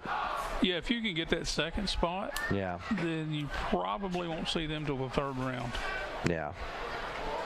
And so, stranger things have happened, obviously. But we used to say when Alcoa was in our region, they were the number one. Everybody else was playing for those other three spots. Yeah. And I think probably Region 3 feels the same way. Looking ahead, Maryville plays Alcoa next week. So that's Alcoa's next game is against Maryville. I think Maryville took a big step up tonight in their win against Cleveland. So we'll see. Maybe that game can be interesting. Bearden has got Morristown West. I think Bearden controls its own destiny, and it's a good spot to be in if you are those Bulldogs. Bradley Central plays Cleveland. Again, Bradley Central also controls its own destiny, and it's going to come down, I believe, to the Week 11 matchup between Bearden and Bradley Central. Next week, the game that we will be covering, Oliver Springs at Coalfield, and we can kind of assume right now that looks like that's going to be for a regular season region championship. Yeah, I believe it will. Rockwood's got Oakdale, so Oakdale trying to get into the playoffs. That'll be a big, important game for them. Let's see. Knox Halls has West. That could be a really good game. And looking in Region 3, Oak Ridge has Lenore City. That's going to decide the region here. Yep. I think so. That'll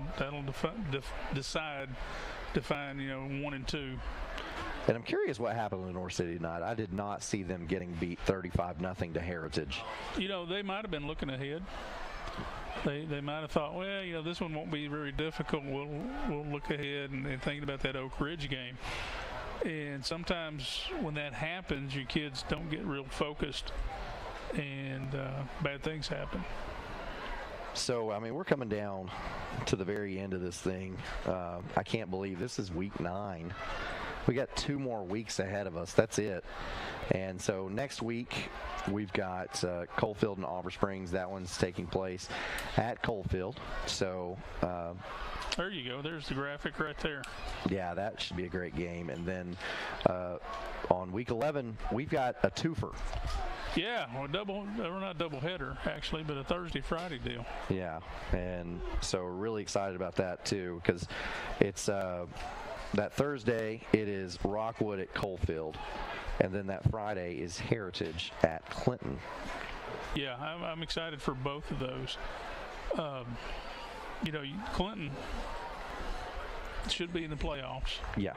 I don't see them not being in the playoffs, but they still have a lot to play for, even if it's just pride. And they've been struggling here lately. You want to see them get back on the good foot, and get Coach Keith and his staff get everything headed back to where it should be. But all right, well, let me give you a couple other final scores from tonight, and then we will be able to send it to our free medical clinic Friday night scoreboard show. We're not going to have Queener tonight, just going to have Jonathan Cox, and we'll have good old J. Brad Jones in studio helping him out. Oh, no Cox. We'll have Queener. I got that mixed up. So it'll be Queener and Brad Jones on tonight. So stay tuned for that. Give a call in, tell us where you were, and give us a review of your games. There weren't a whole lot of games tonight. In the fourth quarter, this game's almost over. Dobbins-Bennett up on William Blount 46-21. Alcoa defeats Scott High 49-0. Maryville beats Cleveland 34-7. Heritage beat Lenoir City 35-0. Meigs County, a winner over Polk County 7-0. What defensive struggle there. Yeah. Wartburg defeats Sunbright tonight 54-0. And in the fourth quarter again, and stay tuned for the free medical clinic Friday night scoreboard show. They'll get the final to you. Kingston up on McMinn Central by a score of 28-24. Great game there. So we're getting to the end of this season, unfortunately. But we certainly hope you enjoyed tonight's game. We know we did. And again, stay tuned for that Friday night scoreboard show brought to you by Free Medical Clinic. For Brad Jones, Dan Shoemaker, I'm Aaron Harvey saying good night, folks.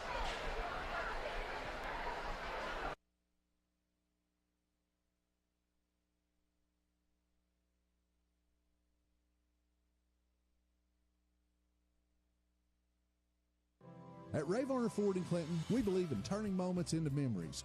From life's milestones and growing families, Ford is there every step of the way. How about a new 2023 Ford Edge all-wheel drive ST, $42,545. 2023 Ford F-150 Super Crew, $53,398. 2023 Ford Escape all-wheel drive ST, $33,939.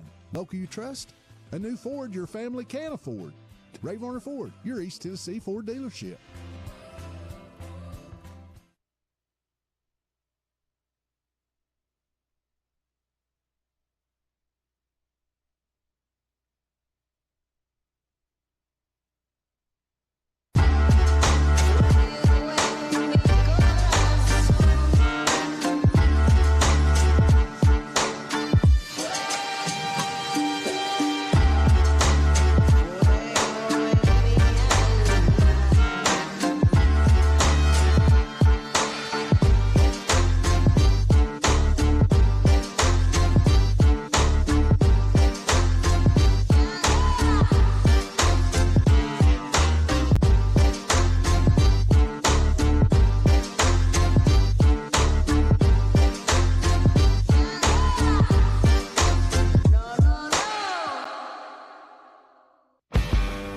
Ferris, we want you to get the most out of your time and end each day feeling good. That's why we pioneered exclusive lawnmower suspension technology, allowing for full-speed mowing, even over the roughest terrain. Grow your business by getting more done in less time with Ferris. Ferris. Work hard, feel good. Found exclusively at independent Ferris dealers. At OEB Law, our home is your home, and your family is our family. And down here, family takes care of family. OEB Law feels like home.